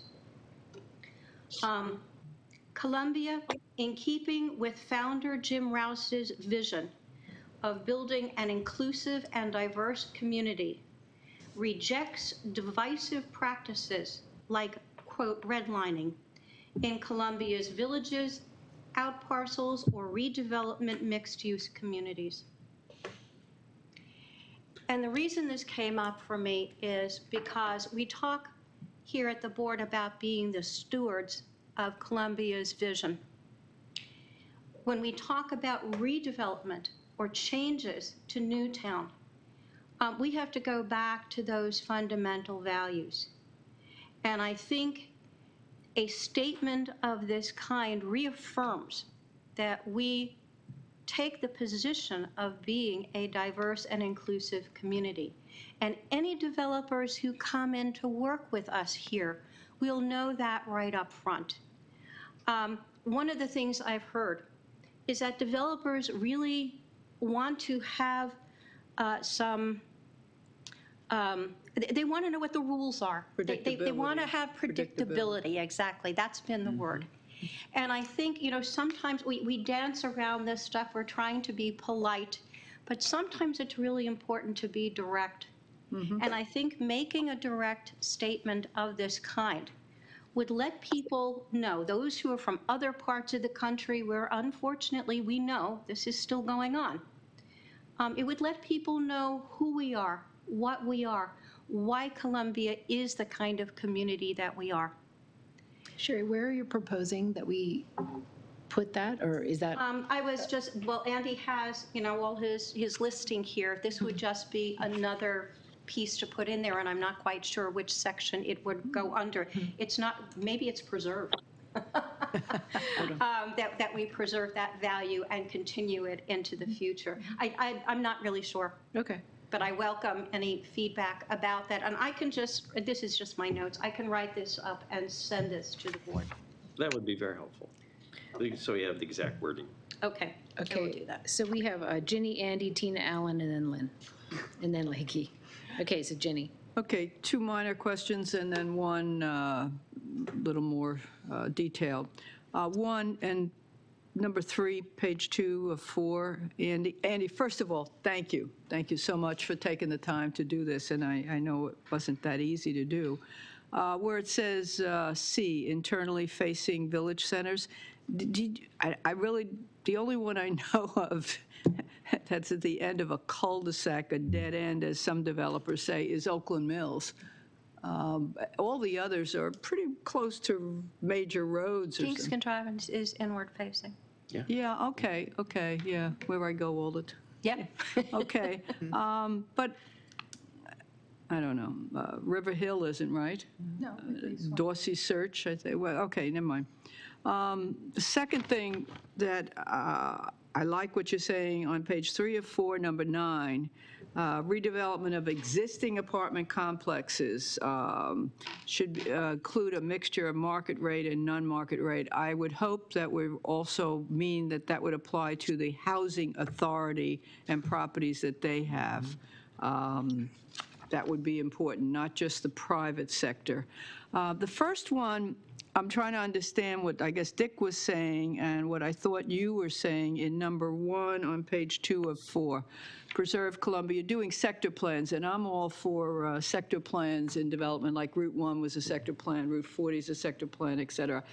But sector plans don't necessarily, they really don't have different zoning. You have the county zoning and regulations, you just how you actually put it together in a specific sector, more commercial, more residential, et cetera. So you don't actually change the zoning is what I just wanted to discuss maybe with Dick. I thought Dick may have been saying you do get different types of zoning. Now, I guess the issue is whether we keep Newtown or not, and then when we say out parcels, what the reaction of a place like Allview, Arrowhead, Donley will be on, that approach, because that's over 600 homes, as compared to Dalton and Guilford Downs, et cetera. So I think we have to understand a little more about what we're really driving at. Otherwise, I love the concept of how we put this all together. Okay. Andy? Yeah, actually, Sherry, when she was talking, reminded me of something. I worry a little bit. I understand the preserve, okay, but I worry a little bit about it because, what I hear from all the county meetings is that they're all for preserving open space. My problem is, I'll say my version of Columbia open space is different from the county's version of open space outside of Columbia. And that's what I worry.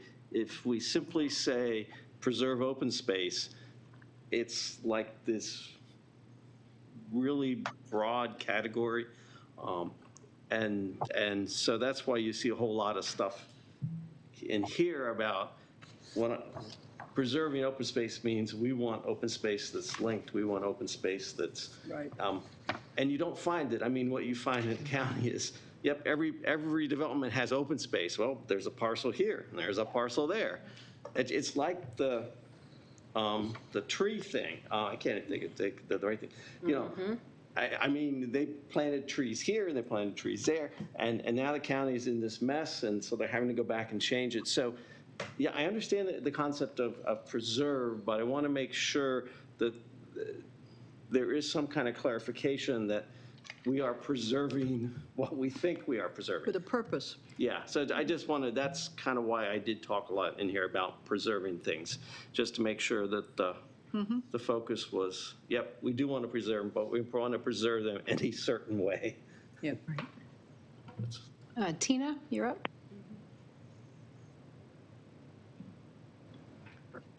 Sorry, I have to throw my unruly coworkers out of my office. I just wanted Do you want to take a to minute? thank you, Sherry. I'm sorry? I just wanted to make sure we could come back to you if you wanted to take a minute. No, I threw them out. Okay. Sherry, I wanted to thank you so much for your comments about the undesigned, the red line exhibit, and for making sure that we include that kind of language in our recommendations and in our guiding principles. I value that so very much. I was one of the tour guides for the undesigned project for several of the months that it was up in the library. Any questions about that, I'm happy to answer them. Thank you. Thank you. Thank you, Tina. Alan? A couple of things. I guess, to me, it's almost a gimme, and I hate to use the word virtue signaling, but to be against redlining is in Columbia is to me is such a minimal bar, and redlining is illegal anyway. I would rather I like the first part of the statement about the values of inclusion and diversity, and be more positive about what we support, that we support having a full spectrum of housing throughout Columbia or words to that effect. The other thing that I think it was Dick who talked about standing. I'm wondering, I guess, and when you said we, I guess you were meaning CA. Another way to look at that or think about that, and maybe the two go together, is I'm wondering if we want to advocate for a separate Columbia Planning Board to be responsible for overseeing the functions that a planning board does with approvals of property, so of changes and things, so that there's more focus on the plan part of the plan community, and not just the focus on does this meet the minimal criteria as listed in the specifications. That'd be my thought. That would be useful for us to do. Thank you, Alan. Lynn? Yeah, I agree very much with what Alan said about the redlining. Absolutely, we would dismiss any idea of that. That's not our values. But to put it in a more positive way, since it is really illegal, and I think we can be more positive about that. The one thing I notice we don't mention in this is density, and I've been to a lot of these meetings, virtually, and almost every meeting, the talk is about density. And we don't mention it here, and I think that's an issue that's going to be crucial, in this next general plan. And I think it's something that, I think we need to talk about in general, because there are so many different views about it. I would doubt that we could get a consensus on the board right now if we were to have a vote on it. So I think that's important that we talk about it here, because we are going to be talking about it in the county big time, and a lot of the density increases they're looking at are going to be in Columbia. And again, zoning process, I know that's not part of the general plan, but part of, I think, out of the 2010 changes in zoning in Newtown, that 16-step process is just abominable. It's difficult for the community. It's difficult for the developers, for sure. It's difficult for the community. We have all of these meetings we can go to, and essentially nobody goes, and nothing happens, and it just takes time. So I would think we could look at this sort of as an aside too. Thank you. Lakey, Dick, Tina, then Ginny. So one thing I wanted to make sure we discussed this evening, because as you indicated during the BOC meeting, the decision was made that this was an important topic and there's an ongoing process with HOCO by Design. I want to make sure that, at least I'll speak for myself and perhaps others, that what are we working to develop? So I am curious, is it a CA board position statement that is going to get voted on? Because, the planning process is a county planning process. And so there are opportunities to interface with it in terms of, the public meetings and forums that are provided. So I just wanted to be clear, because I knew there was this Newtown visioning effort that had a lot of input and that was compiled. I'm in agreement. That was not a, then the board voted on it to say this is our official position. So I just want to be clear that even if, so one, is it to develop a position statement that the board is going to put out? And then two, kind of what is the goal of the board when that statement is put out as to kind of where it goes into the county process. So I guess I was also hoping that in these multiple meetings we're doing, that's also part of what we're developing, is defining what we are putting together, the purpose of what we're putting together, and is the board voting on it, and if so, to what end? So I wanted to make sure to kind of put those defining questions out there. And thank you. And I had written down a question about what topics do we want to track ongoing. So I think we do need to decide as a board how we structure this so that we make sure that we use our time wisely and have a product at the end that will help us further our cause. Okay, Dick, then Tina, then Ginny. Okay, a whole bunch of good points that have been raised here. As to what I think the board should be doing is there is a process in the works that could take away what makes Columbia unique.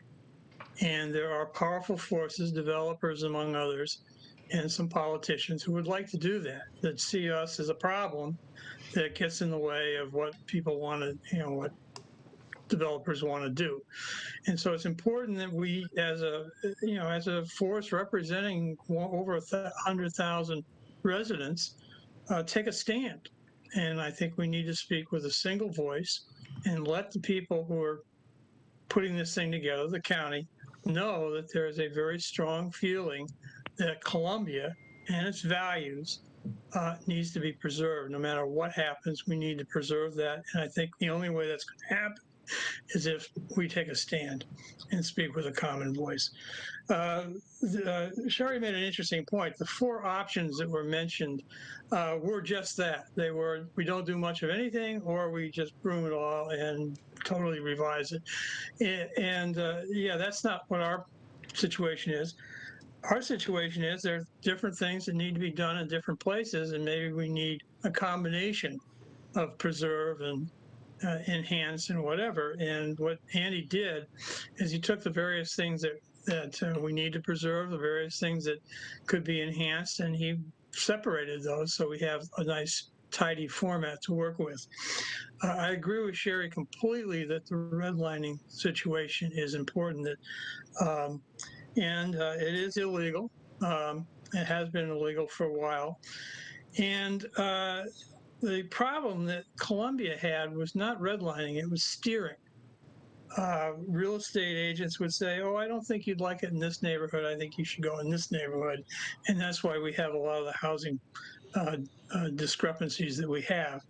And so I think that is really what we want to go after. We want to make sure, as we said, that we have a variety of housing, a full spectrum housing in every village. The word redlining also has different meanings, and it's the way it's commonly understood is it means that the banks won't give mortgages within certain areas, which are largely minority.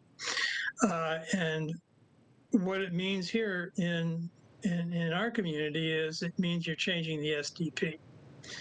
and you're redlining this to change this function to that function. So using the word redlining is probably not the best word for expressing the need to have full spectrum housing everywhere.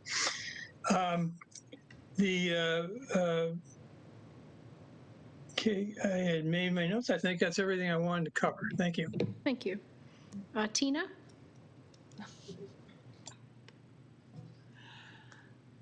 I need to really make sure that we are operating from a thorough understanding of the historic ramifications of redlining. Simply because redlining is illegal today does not mean that it did not happen. And it does not mean that the redlining that did happen does not still impact the places where we live. You can fly over communities now and based on the tree cover from the air, see where the red lines were drawn. There are 10 and 12 degree differentials in heat island effect in areas that were redlined 80 years ago plus, and you see those differentials today. Absolutely, Columbia itself was not redlined. There is no map from the 30s of Columbia. And yet, the practices that were developed by the Federal Homeownership Loan Corporation in its redlining era were embedded through the mortgage, the Federal Home Loan Bank and the mortgage insurance industry. Those practices shaped America's suburbs for the next 50 years. Including Columbia, and God knows Jim Rouse fought them fiercely and most welcomely. And Dick, you're absolutely right in his in your description of steering, also exacerbating the problems. But we cannot pretend that redlining did not happen. We cannot pretend that it did not affect us, and we cannot pretend that it is not still affecting us today. Thank you, Tina. Ginny? Okay, thanks. I'm wondering if the staff could maybe consider, unless the board's not interested, in brief educational updates or program on a couple of things. One is Newtown and what exactly it means in terms of zoning, percentage-wise. What percentage open space, what percent residential, how is it created, commercial? And then when we talk about if we did countywide zoning, we eliminated Newtown, we'd have a better understanding of what exactly that meant.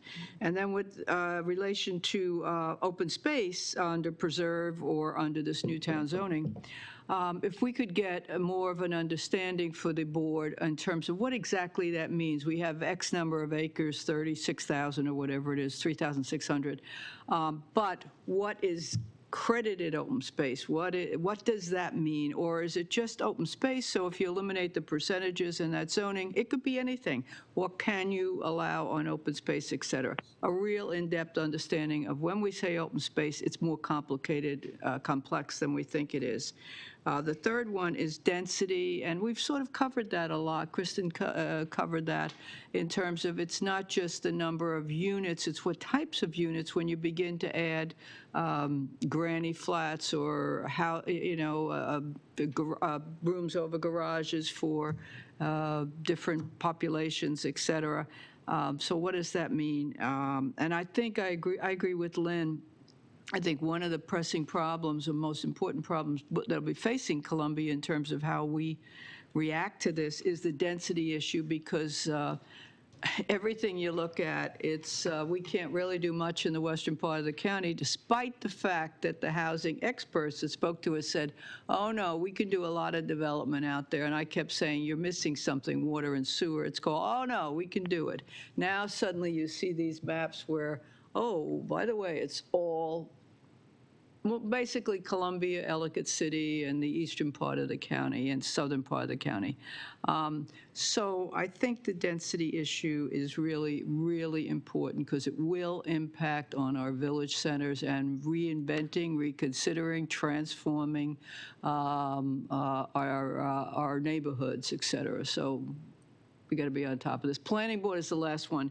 Perhaps an understanding for the board of exactly what the planning board does, because it's not just Columbia, it's countywide, but a lot of it was created to make the final decision on Columbia zoning. So we need to make sure we're all on the same page in terms of understanding what that means. And I think staff could be an enormous help. Maybe you don't want that, but those are the 4 areas. Maybe you don't think we need it. I don't know. Sherry? Yeah, I just wanted to reference back to what Dick said about Columbia as a special district.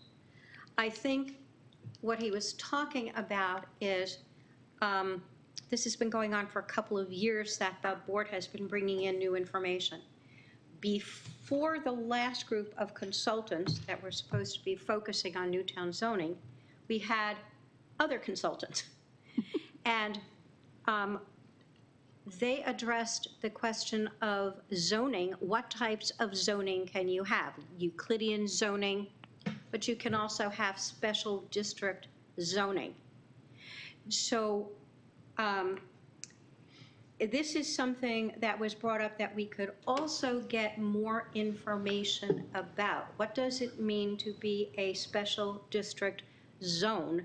And that's what Ginny was referring to, is it would create, again, a difference between what the zoning rules and regulations are for Columbia and its villages, as opposed to what the rules are in Howard County. And that can be a very important way of capturing the character of Columbia. And that has been a driving theme through everything that we have looked at with the general plan. That how do we get to and strengthen the particular character of particular areas in the county, like Old Town, Ellicott City. Does Columbia's villages also, do they have special character that could be designated under a special district category? We have not looked at the particulars of that. So that could be a very important thing. The other point about, does Columbia have standing? The issue of standing, as I understand it, legally, is that certain individuals on contiguous property have standing, but an organization as a whole would not. And this is a political question that has to be dealt with at the state level. So if for any reason we would want to go in and find out more about that or move forward in the future for some kind of advocacy on behalf of Columbia, we would need to engage in that kind of process and need to know what that involves. And quite frankly, we need to budget for it. So it's very important for the board to know that. Right. Not to say we can't do it, but there are implications, and it's a multi-year process. There was one other issue, Lakey, when you asked about, why are we examining this? I think it is really important that the Columbia Association participate in this larger discussion by way of testimony, by way of making some clear statements about our Columbia villages. This is not only about advocacy, but it's really about strategic leadership.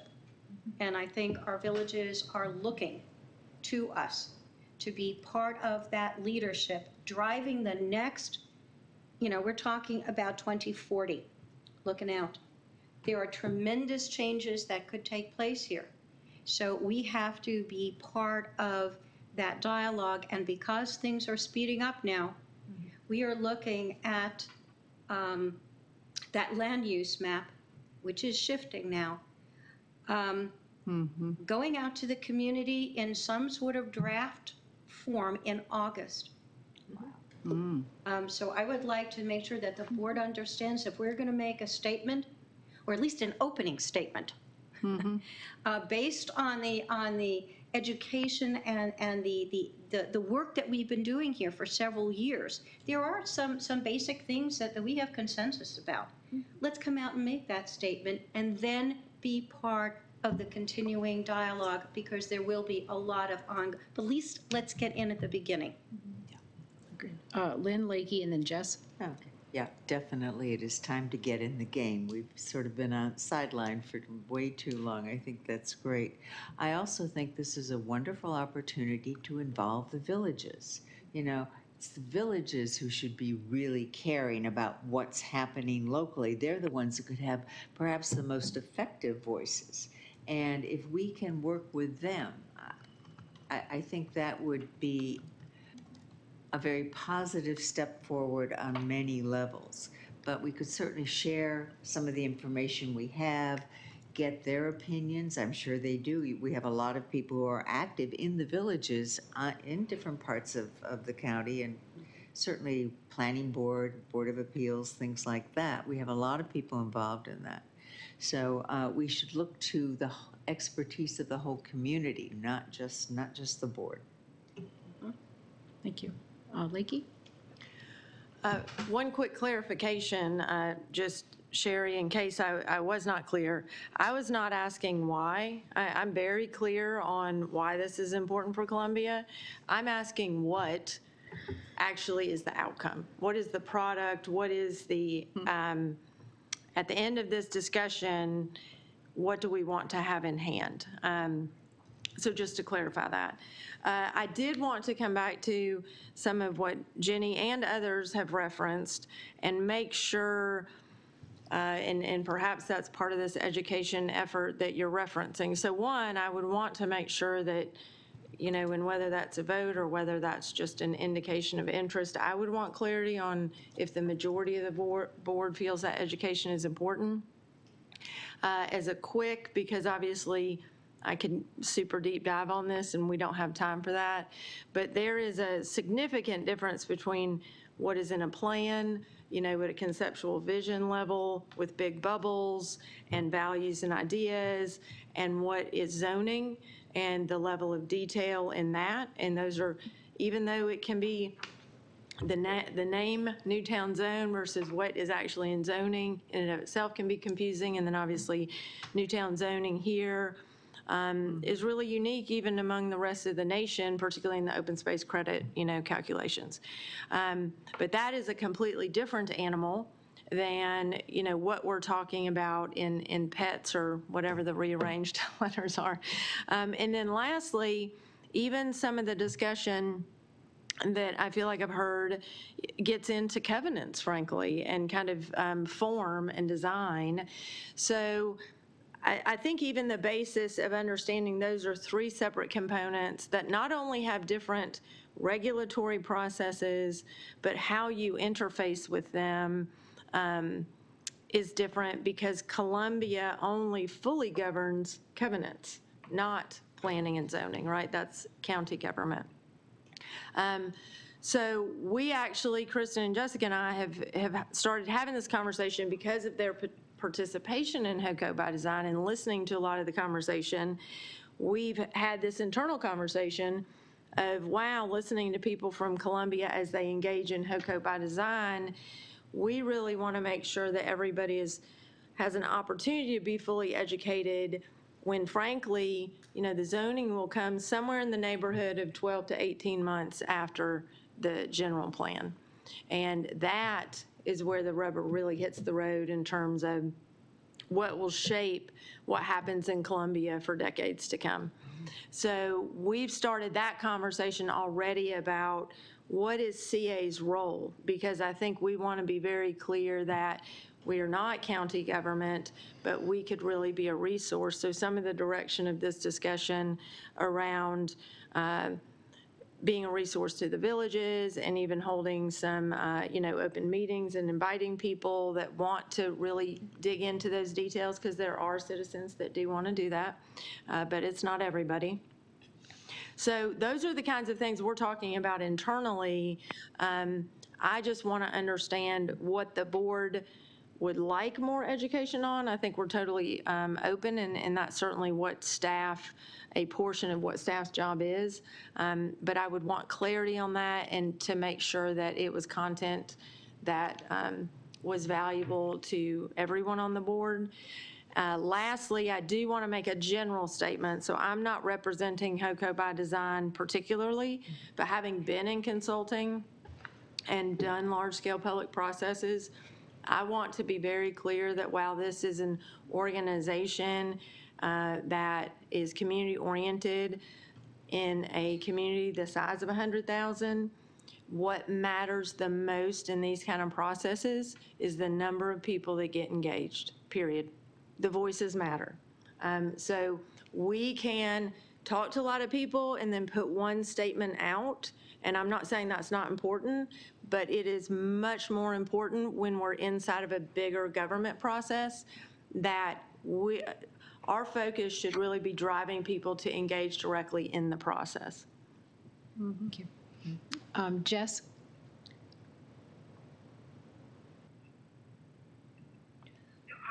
Think that we should, focus on what's important here, and whatever it is, just like you said, that we're going to get out of it. Jess, you're really hard to hear. Can you get a little closer to your mic?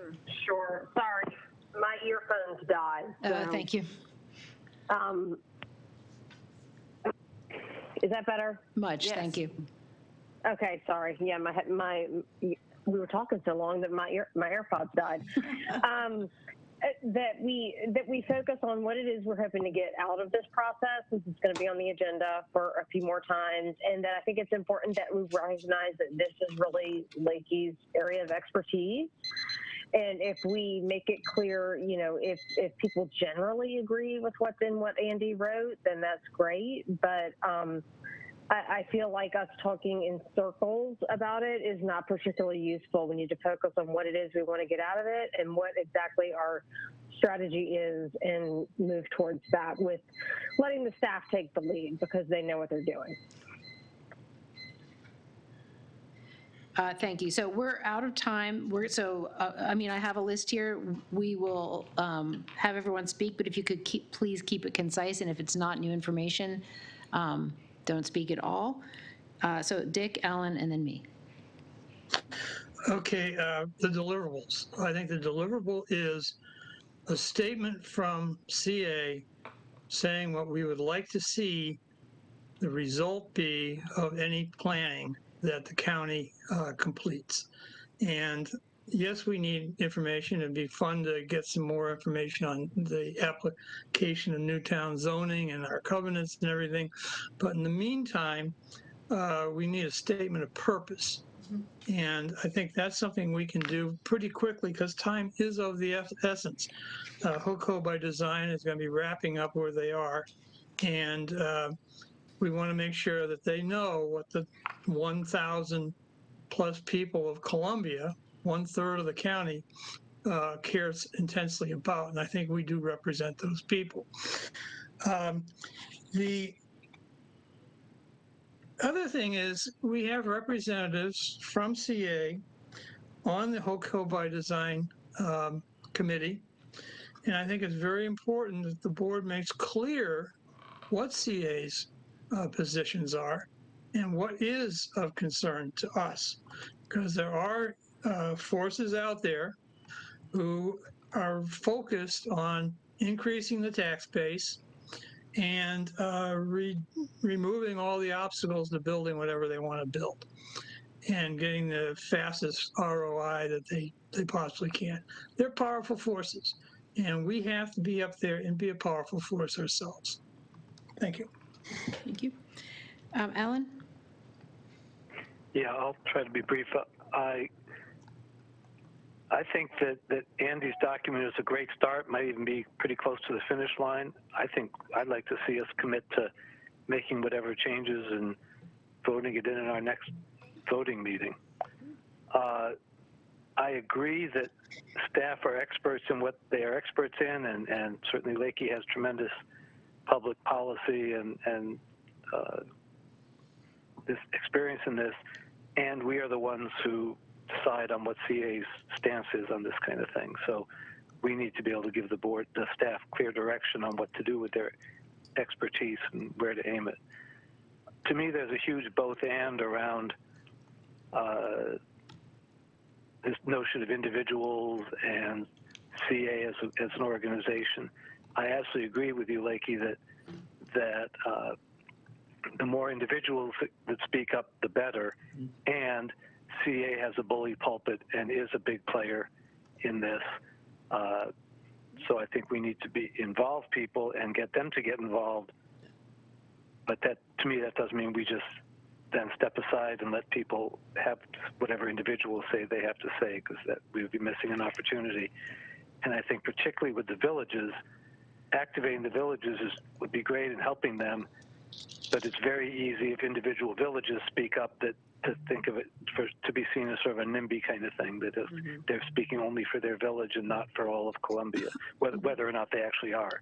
It just would be easy to see that, but we speak, as Dick said, for 100,000 people and for the values of Columbia and Newtown, and we need to, I think, definitely speak up for that.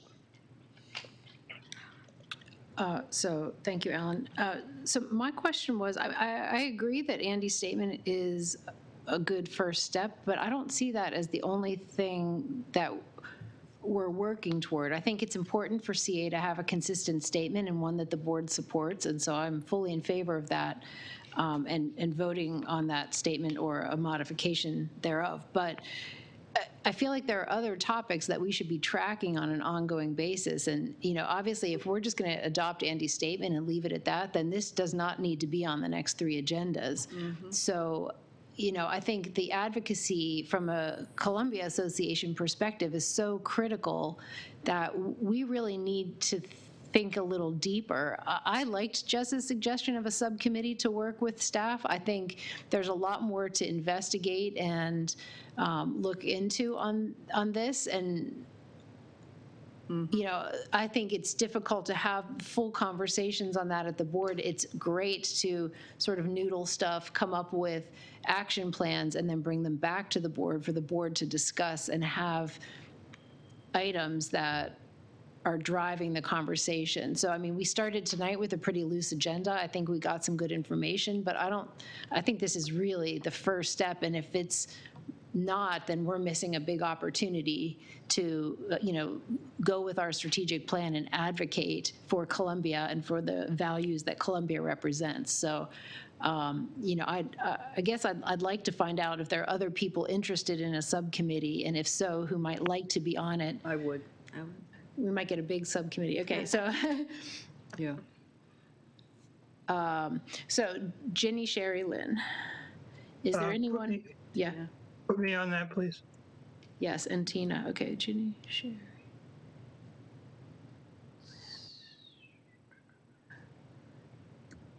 Okay. Did you get my name on that? I did, Dick. Thank you. So I have Ginny, Thank you. Sherry, Lynn, Tina, and Dick. All right. So Jess is suggesting Lakey and Kristen take a stab at polishing Andy's document. Is that something? And maybe you can work.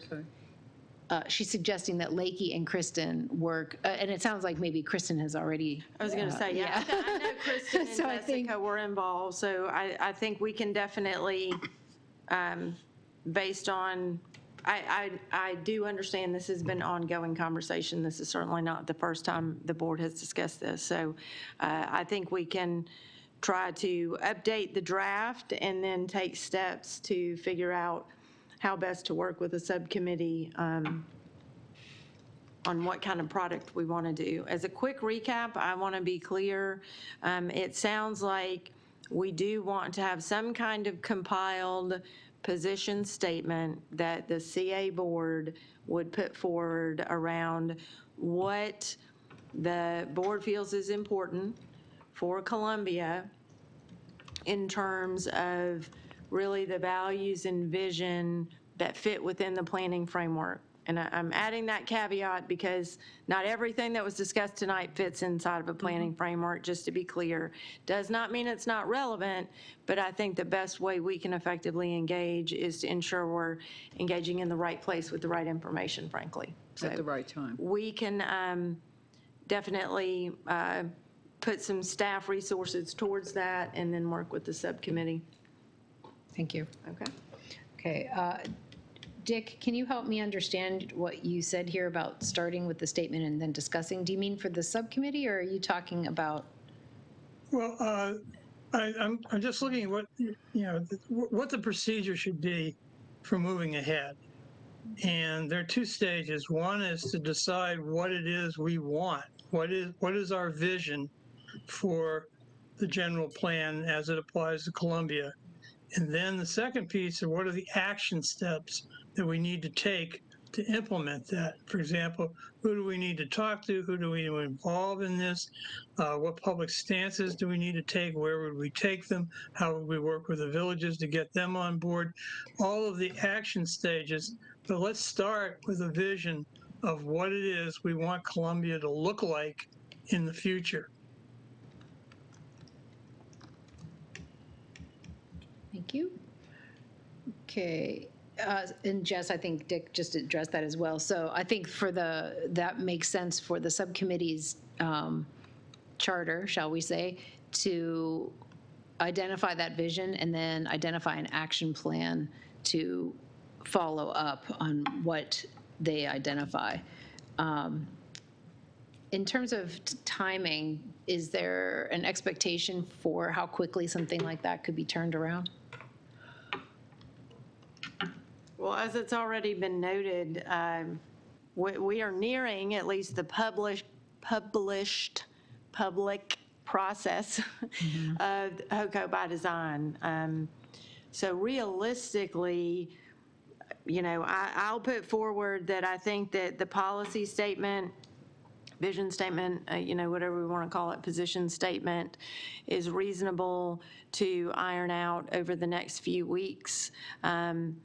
But I do want to say that I think that from an engagement standpoint, what I would suggest as a starting point is that our strategy is really that process is on its, ending closeout side.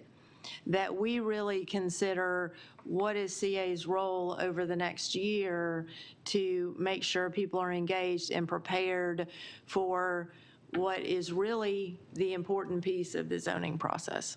So I think there's an opportunity to still engage in HOCO by design from a organizational policy statement, but I don't, at least from what I understand from what has been published, Kristen, weigh in if you feel differently, but as has already been cited, it's supposed to be winding down in August, which means they're going back internal, doing a lot of the report compilation, and then they'll go through a more formal approval process with the county, which is a multi-month piece, don't get me wrong, but the public portion is set to wind down over the summer.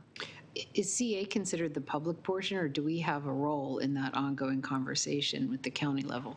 So right now it is general public involvement as in individuals, which again, our staff has attended, many boards have attended, many village and residents. CA has a place on the committee that is ongoing, so we will be reviewing drafts and that kind of thing. But we do not, the way the committee is structured as CA, we do not have any more weight to that seat than any other stakeholder at the table, just to be clear. And should we? I think from a regulatory environment, it is the county's plan. I think that ideally, partnerships and relationships are in place where we have a more full-bodied engagement that really brings the weight and feeling of 100,000 people, as opposed to a few voices, which it can feel like it gets distilled down to. And that's my opinion, just to be clear. Tina and then Sherry.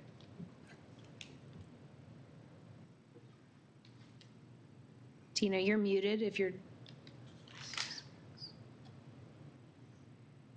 still muted.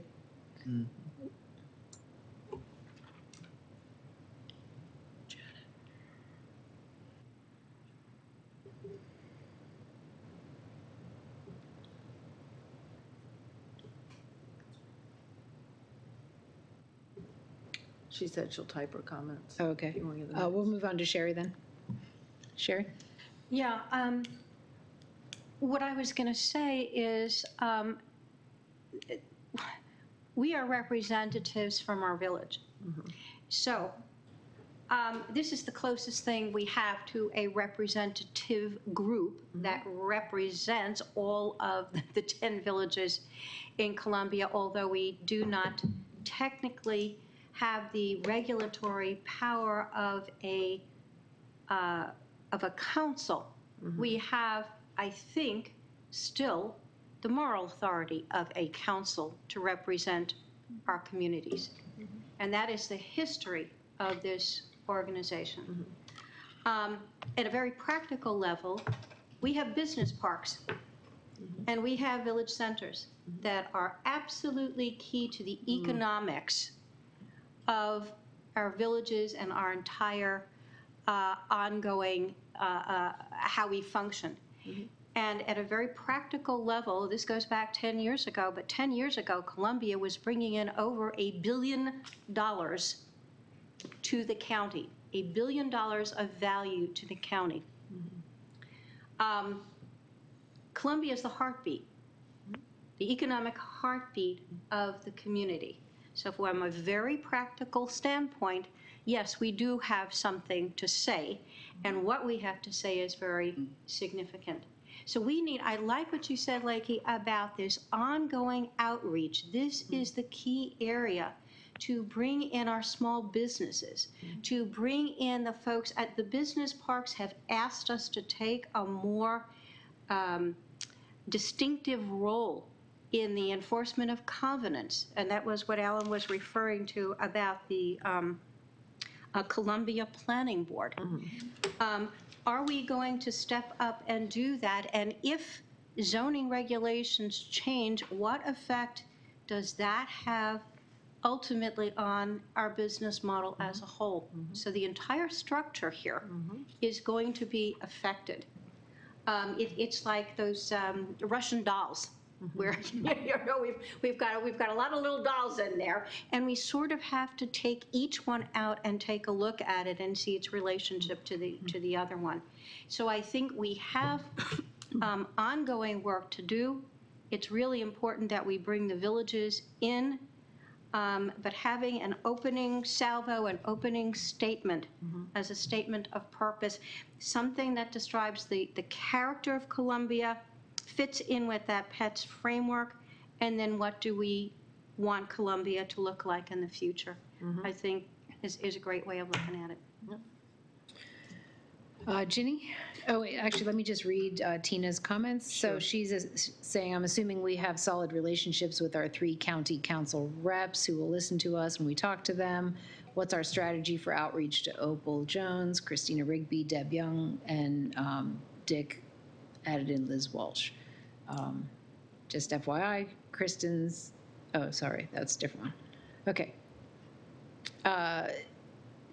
Can I make one summary quick comment? Yes. I do think that the subcommittee and certainly as staff, we can start exactly what has started being brainstormed, which is, I do want to be clear, I'm not saying there's nothing to do outside of the formal process. I was speaking just to the formal process. That is the public piece. Obviously, there's continued intersection points because county council has to approve it. So that is another place. And the subcommittee, I think, could be charged with who needs to be met with and when. Yep, sounds good. Okay, Ginny, last comment. Okay. Do we have any idea when the county council will be hearing this, or is this, okay, could be, we don't know, October, November, or what? Yeah. In terms of our ability to react again. Look, I do understand the difference between comprehensive or general plans and zoning. I did that on the county council and the zoning board. The point I'm trying to make is we need, how are we going to react to Howard County by Design or the August presentation so that nothing happens there that would really drive what will happen 12 months down the road when there is land use or zoning that occurs, and it will. It has to. So that's what I'm trying to figure out is how is this going to look? And it'll put us in a position where you may not want certain things, but tough. This is what is shown on the map where the industry should be, or this is where high-density residential should be. or where did the open space go?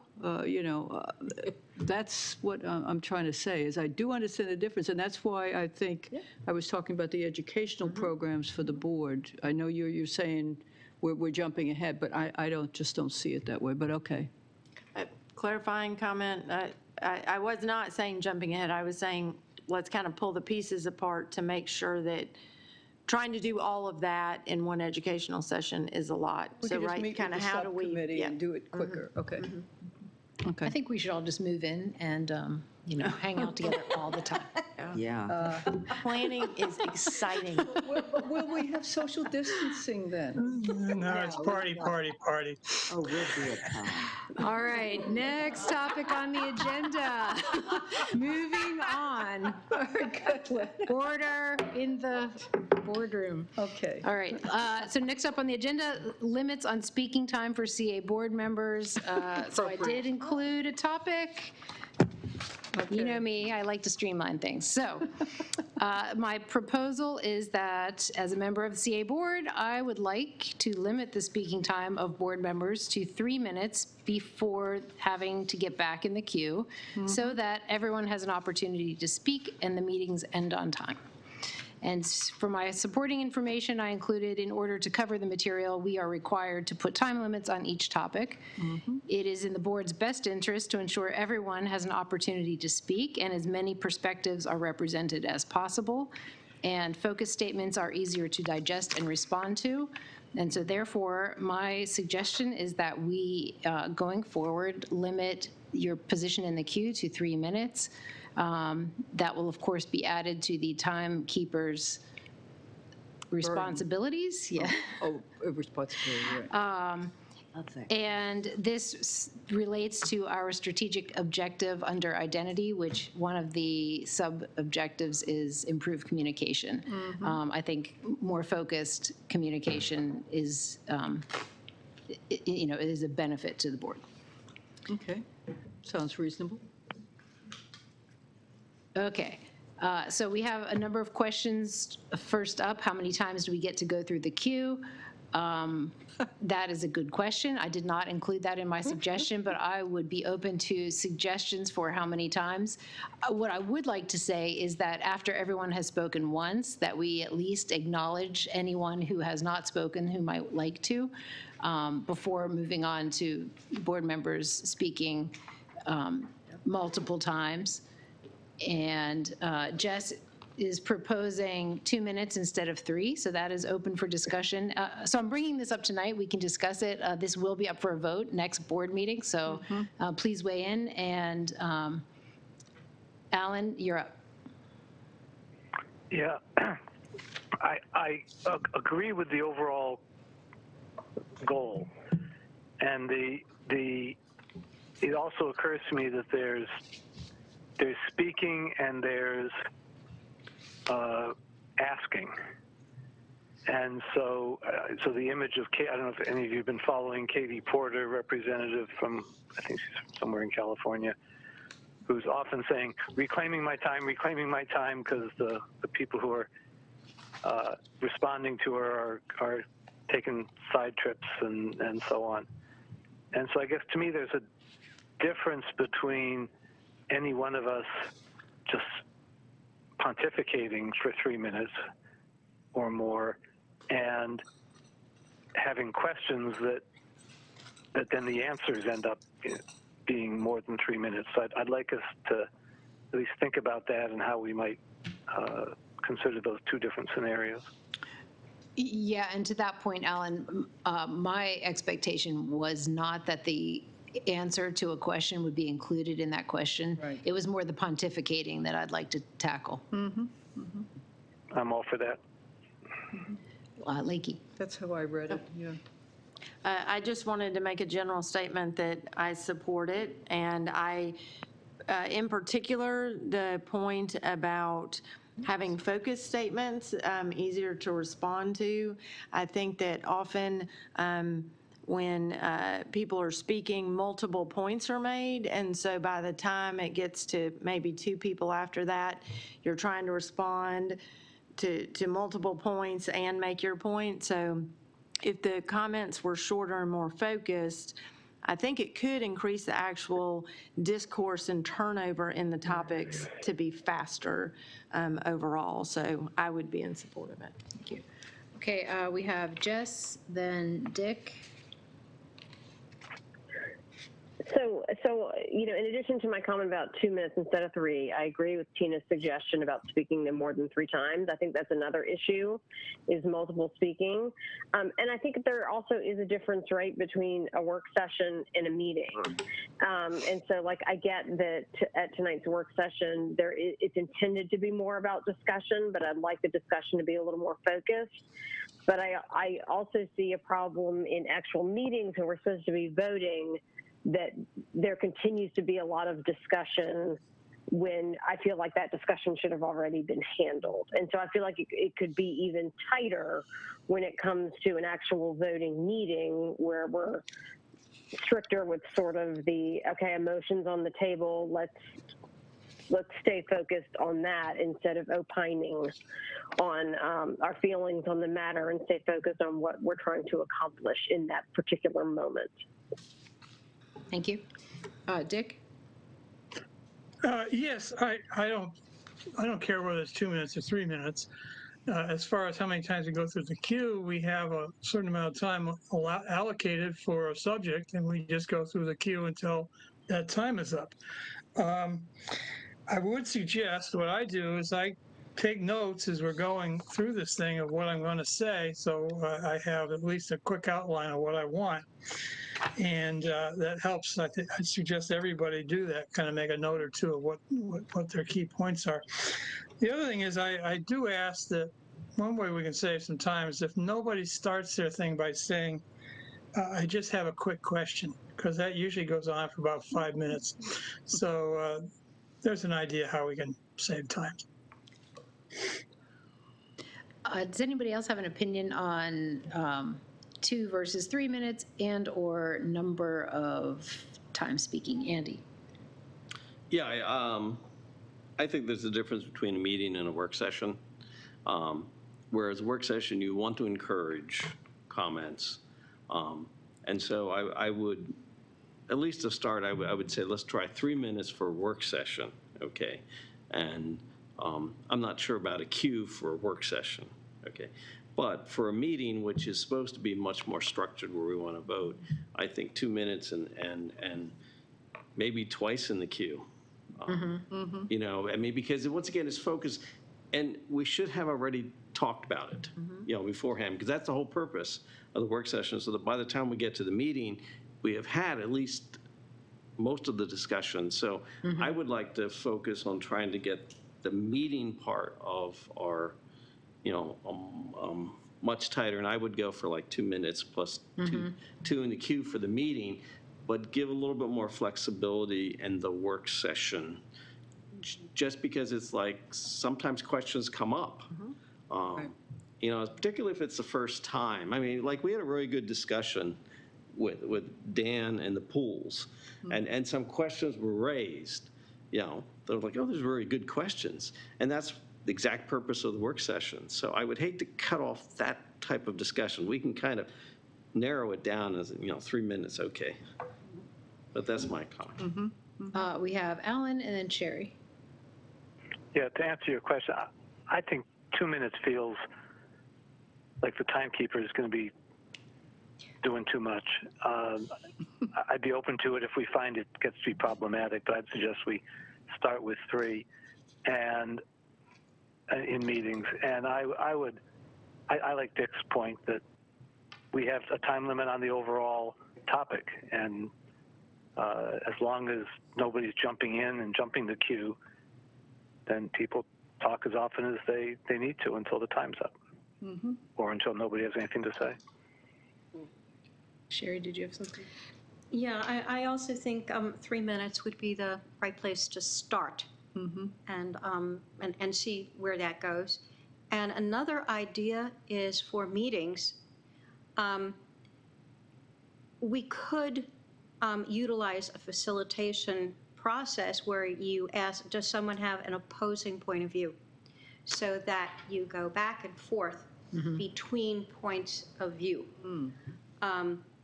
You can also begin a topic by asking, are there questions?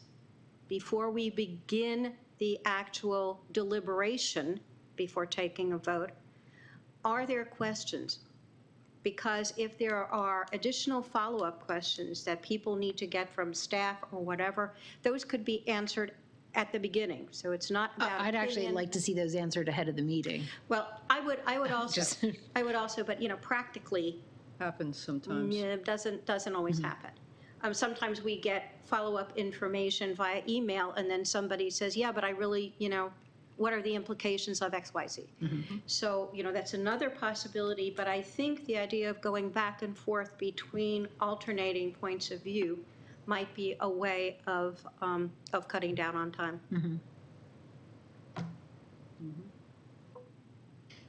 Yeah. All right. Any other comments on this topic? I mean, what I'm hearing is that, so I agree with Andy's statement about the work sessions, that is the place for discussion.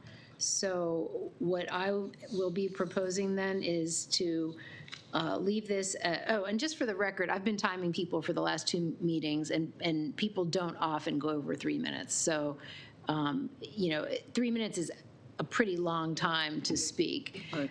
Occasionally, people go over. So I would say that it won't be very often that a 3-minute limit would be hit.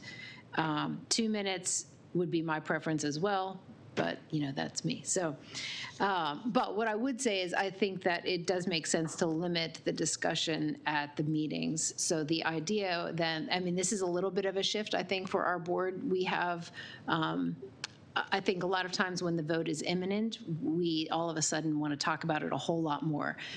So what I'd like us to focus on is that let's try to get the majority of that conversation and discussion at the work sessions so that then we can only have clarifying questions, follow-up information, that type of thing.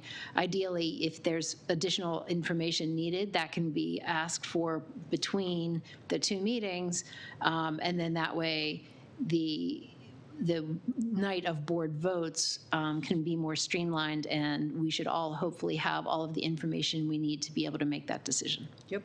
Okay. All right. Just one point of clarification. Because we have a multiple reading rule as far as policy statements are concerned or motions, we might need to include the question after the initial discussion of, do we need more discussion or are we ready to go to a vote?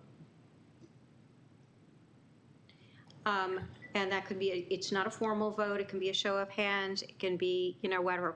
Because there are certain topics that have needed more than one discussion, especially if changes are being made to documents and the board wants to look at it again. So we're not really ready to vote until we've seen the document a second time.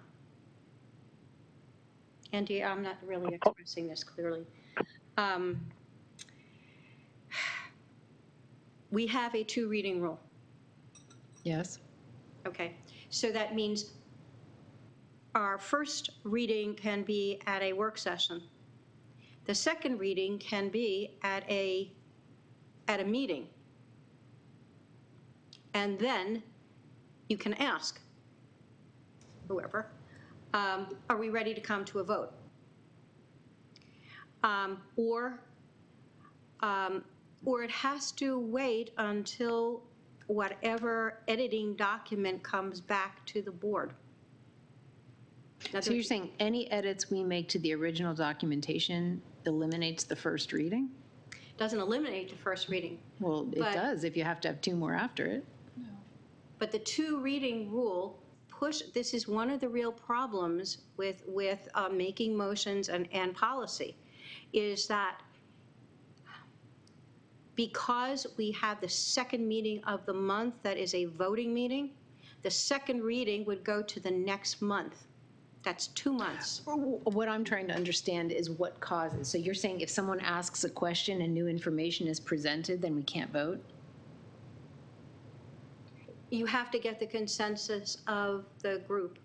So you have to find out whether people are ready to vote on it or not. You can't assume after one reading that people are ready to vote on a motion.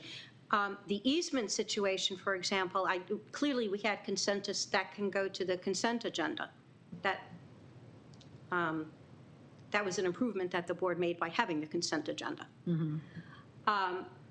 But we do have to deal with the issue of, do we need an additional discussion, or are we ready to vote? And that tells you whether this can go on the next meeting for a vote. Could I ask a point of information? Do we have parameters on this two or three discussion rule, or is that for anything that we vote on? I was under the impression it was for major things, and there was a definition to that. Yeah, we have, there are parameters for, so when we talk about the two motion rule, what it said is, sorry. Oh, well. Oh, well. That's it. That's it. Done. Great discussion. Let's move on. Yeah, the two meeting rule is to ensure that an item can't be brought up and that night voted on. The whole purpose behind that was to ensure that the public, and the villages in particular, would be aware of anything that we're going to vote on. So you bring it up in a work session, you vote on it. So it's two sessions. There are a couple of things that require three. Policy. Give me a minute. These are procedures. These are the board's procedures. And so if we're going to, these are procedures that are linked to policies. So if we're going to change these, we have to look at the policy and look at the procedure. But there is only a 2-reading rule for most things. Yeah, there's only two for most. Okay. It's, Right. Well, the second meeting doesn't require discussion, really. If it's just on for a vote, and if everybody's ready to vote, we just vote. So your point is, if you ask that question at the beginning of that particular topic, and everybody goes, yeah, then we just vote. Right. There may be no questions, it may take 2 seconds. Yeah, probably should have been on a consent calendar then, but. okay, the ones that require three are expenditures of money greater than 50,000, which is basically the budget. Changes to corporate bylaws, changes to corporate policy, or we set policy, changes to the board operating procedures requires three. And then if there's anything else the board insists has to have three. Are you saying this would be a change in the board's operating? We need No. three? Oh, No. okay, okay. No. No. No. Yeah, okay, I thought this was a pretty This is the minor official. I enhancement. mean, we're Okay. talking about when you're going to change the board governing document. Okay, okay, Yeah, you need the three. okay. Okay. Okay. I'm still not completely clear on your concern on that one, so I don't want to discount it. I'm not really understanding that what I thought I understood you saying is that by someone raising a question, it could require an additional reading. Okay, that's what I was, sorry. No, I'm sorry. I really wasn't. Okay. I was just trying to make sure I understood your concern. Right. Okay. So next up, you may have noticed that on our agendas, we have created a section called Questions Only. So the expectation here is that we are all required to review these documents ahead of time, and then only if you have questions, you can ask them now with regard to any of the materials that were presented. And I apologize, I did not have any chairs marked, so if you were looking for them, that's why. I don't have any questions then. Okay. Renee? Is that the trend? It is. So what falls under questions only is development tracker, capital projects, and open space updates, which will have presentations in the other meetings, chair's remarks, and president's remarks. So my question's about the development tracker. Can I ask a question about one of the items in it? Absolutely, yes. Okay, so Scott's property, Which one? Scott's property. Scott's, we call it Scott's Pond, but they call it Scott's property. Near Which River page in the I don't know, packet? my computer died. Yeah, it's near River Hill on Trotter Road. On Trotter Road. Proposing 25 age-restricted units. Right. And a clubhouse. And a clubhouse. So my question revolves around, this property lines up right next to CA property. It's going to require an easement probably from CA too. I can almost guarantee it, but not totally, because I've seen water and sewer lines make U-turns, right, to get out of getting an easement from us. Anyways, I'm concerned about the watershed implications of this property. They are proposing to drain the pond that right now, drain the pond, create a stream, and let the water run off in our direction. And that, for me, is a problem. Not only do we have houses down there, down water stream, but the watershed implications of draining the pond to put in a few houses is a problem. Now, I like age-restricted housing, but I do have a problem with the way this is being portrayed, at least initially. So unfortunately, it appears that Kristen has. Oh, Jessica. Excellent. Hi, Jessica. I'm here. I can answer any questions you have. So I guess, have you looked at the watershed implications of that project? Yeah, so I wrote down your comments as you went, so can I tackle them as you slide them, or do you want me to tackle the watershed issue first? Anyway, you want to do it. Okay. So first off, regarding a CA easement is anticipating some of your guys' concerns and questions. We already kind of looked into that. Our understanding is that CA provided a public easement in that area when a prior development went in several years ago. So we do not anticipate that we would be granting new easement.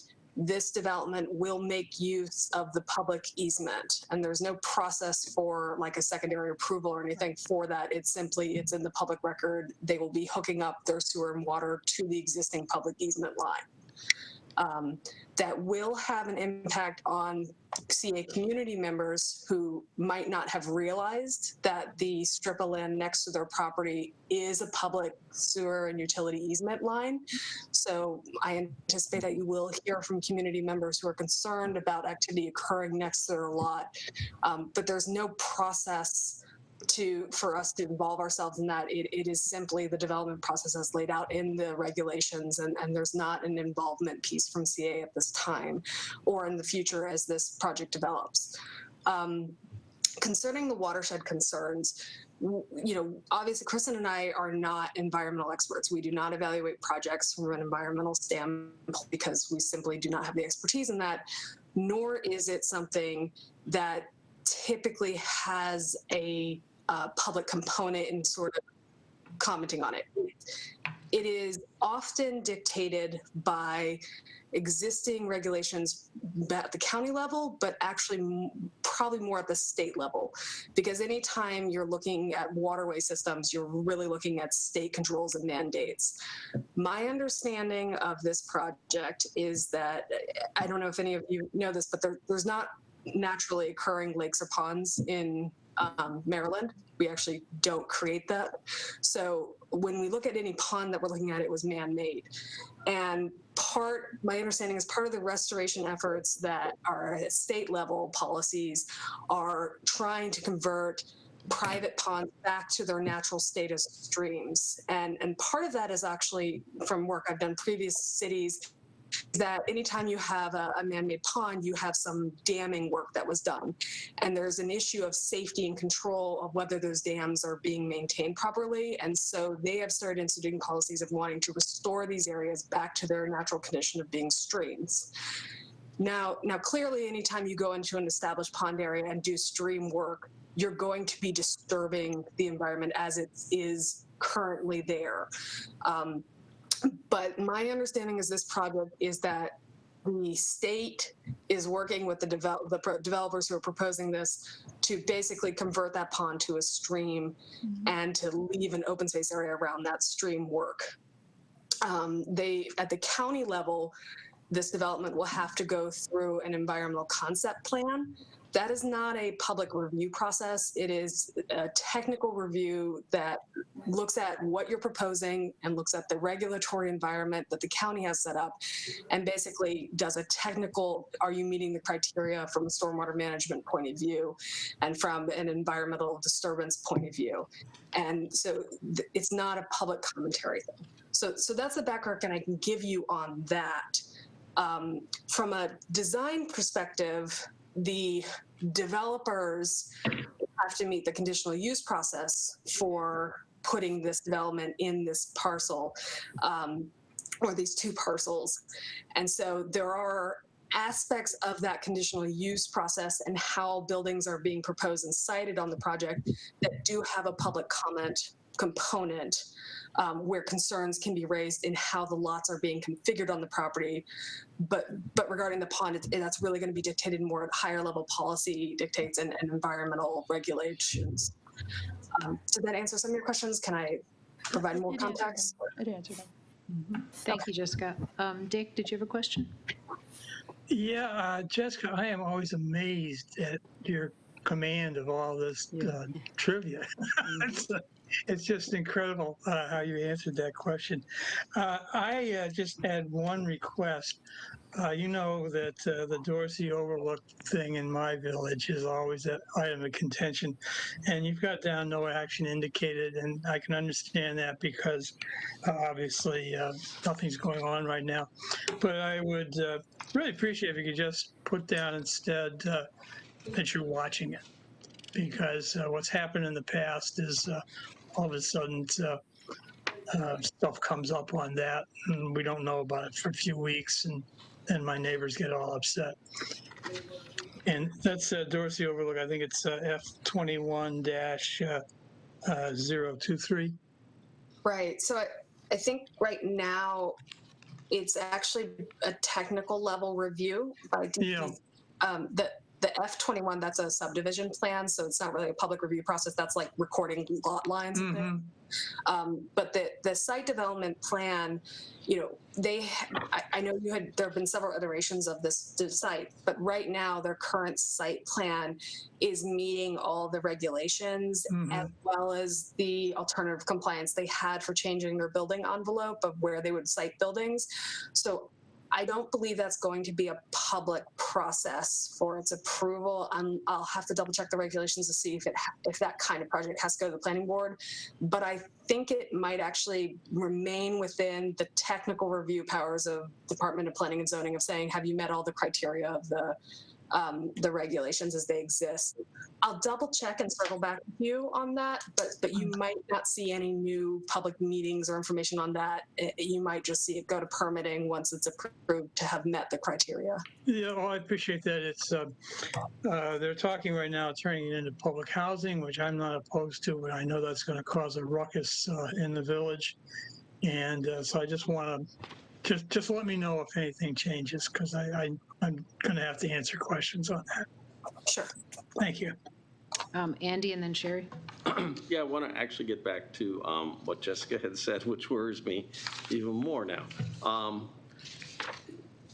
The thought of the state working with this developer to convert the pond to a stream makes me very anxious, because there is no stream.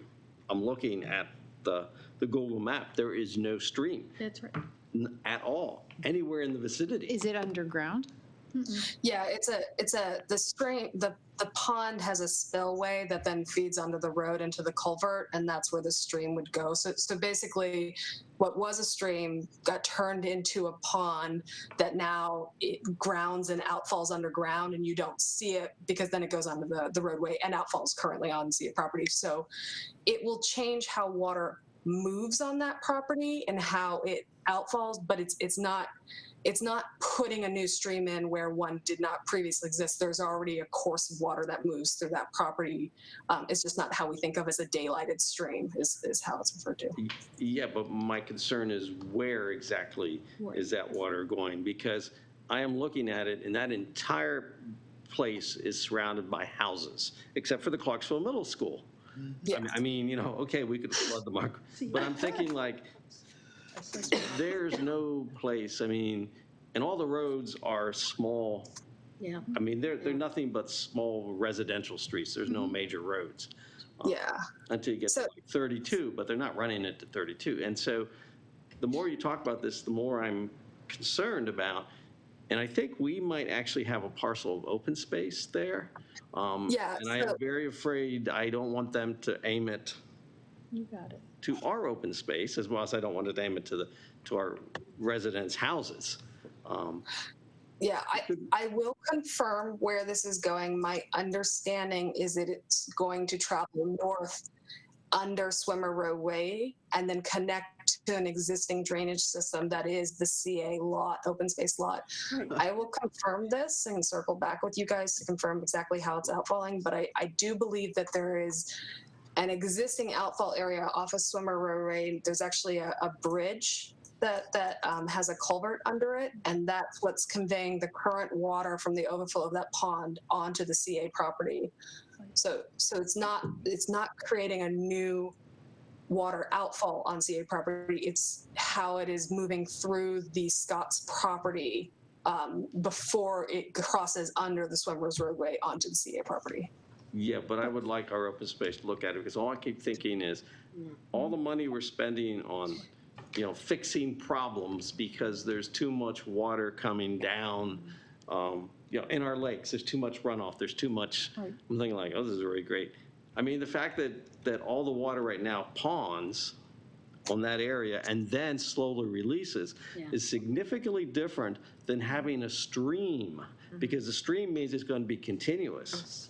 I mean, the fact you have a pond right now holds all the water. But yeah, definitely, I think we need to look at it, because this could impact our residents as well as our property. Well, that's why I'm bringing it up, because Well, there's thank you for bringing it, because I a wouldn't have caught it. water erosion, Okay, Sherry's up. watershed problem.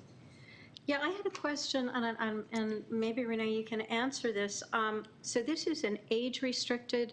Isn't this the same community where Erickson is putting up all of? No. No, this is, Erickson is on the other side. It's on the other side of 108, up by Roots Market. Shepherd. And this is over by Clarksville Middle School. Just down the road a little bit. I did have a question, though. Is there, for Jessica, is there any restriction on the number of 55 and over communities that can go up? I mean, does the county have any? No. They seem to be mushrooming. No. Everywhere. No, they don't. And I just wonder about that. And then I guess the other part was, are any of these set aside as affordable? Is there anything in the description that indicates anything about affordable housing for seniors? So far, this development is in the pre-submission community phase, which means no official plans have been submitted for review. So the only process that is happened so far is a public meeting. That is the thing that they are required to do before they submit any plans and receive any feedback. So I have not been able to check what requirements would be. I believe there is an MIHU requirement for these kind of projects. I will double check and circle back to what it would be for that and get back to you. There is no restriction on age-restricted projects in general. The way that zoning works is essentially it says there's a presumption that if a property is zoned to permit a certain use, there's a presumption that that use is allowable and desirable under the last planning effort. And so it's not something that's being ticked. The one caveat to that is that there are certain affordable age-restricted properties that the Housing Commission undertakes on certain lots that have, limits on how many they can do. But that's separate than this process, which is a very standard. The property is zoned, R20, the R20 district. Developers can propose age-restricted development as a conditional use, and then it has to go through a few different layers of more review than it would if it was just permitted outright. And so that's the process that's being undertaken. Okay, thank you. Thank you. Thank you. Any additional questions for the questions only section? Well, I just want to check my understanding. When you say MIHU, that's moderate income, like 80% of median income. So it's not really what many of us would think of as affordable housing. It's moderate income housing, if there is a requirement. County thinks it is. That is the county's process for providing affordable housing. Now, obviously, affordable is a relative term, especially in a county that is as wealthy as ours is. Right. But those are the programs that are in place. I think what you're speaking of is what we think of as like affordable housing from a subsidized by other programs point of view. But from what developers have to provide in terms of finding certain lots that can only be sold to people of a certain income relative to the overall county's income, that's the MIHU program that they would likely have to fall under and reserve a certain number of units for. And I can get you the numbers on how many units would have to be that and what the spectrum of income would be. Great, thank you. Did you have one final? Yes, could you also check on whether the fee in lieu of applies here to the 10% or whatever for MIHUs, if that's applicable? Because that's probably what the developer will do. I don't know when I'll be able to get this back to you. No Because rush. at this time, there's no plan for the county to give me any feedback on, so they don't even see this yet. They don't even know it's on the radar, other than having the pre-submission community meeting. So. Developer will do is the fee in lieu. Oh, yeah. Thank you. Okay, next up, proposed new topics. What I heard tonight was we will vote on Andy's statement next meeting. Revised. Yes. Revised, yeah. But, yeah. Yeah. Okay. Are there any additional ones? Yeah. Get one. Is it in the proper format? Advocacy. Okay, just advocacy and leadership. Okay. It's real quick. It's to have the board, effectively have the board consider the way members are appointed to our CA advisory committees. If we want to achieve equity, diversity, we may want to look at that CA has to appoint with staff, the liaison staff person recommending the individuals and approved by the board to our CA committees. I know we like the idea of the village boards appointing, and maybe Watershed is an exception, but we like the ideas, but you cannot achieve this balance and diversity of different things, gender, race, whatever, unless you really look at the committee, which we did with the climate committee because it is not appointed by the villages, it's appointed by CA, and we held up applications to get more diversity in the last round. So if you want to achieve that, this may be a way you can do it, is you will have to do the appointing. Thank you. Are you suggesting that for the topics log or okay? So topic log, and well, also for. So are you trying to get it on the next agenda, or are you trying to get it on a future agenda for a BOC committee to consider putting on a future agenda? I'd like it, I don't want to push for the next agenda, but I'd certainly like it to come up soon if we're going to change our system. But I also, I think it'll take some time added to the top projects for Saturday. I added to that too. Okay. So I'm going to have it talk about it a little bit more. So maybe you can provide more detail and we'll get it on the log. Which okay. part? Okay, I'll send you. If I could piggyback on. Janet. Yes, Alan. If I could piggyback on that idea, it's always felt to me like we call them board advisory committees, but we as a board use them very little for advice. They come in once a year and we parade them through like cattle, and then that's it. I'd like to include in a look at membership, a look at how we want to use our advisory committees to get the kind of advice.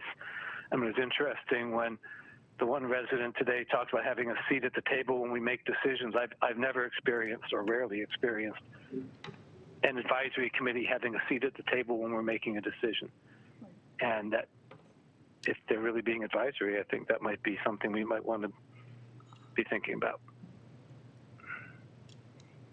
Thank you, Al. Okay. That brings us to the end of our agenda. Can I have a motion to adjourn? So moved. Second. All right, Ginny motioned and Lynn seconded. Any objection? All right, almost on time. Thank you, Andy, for your excellent timekeeping skills. Let me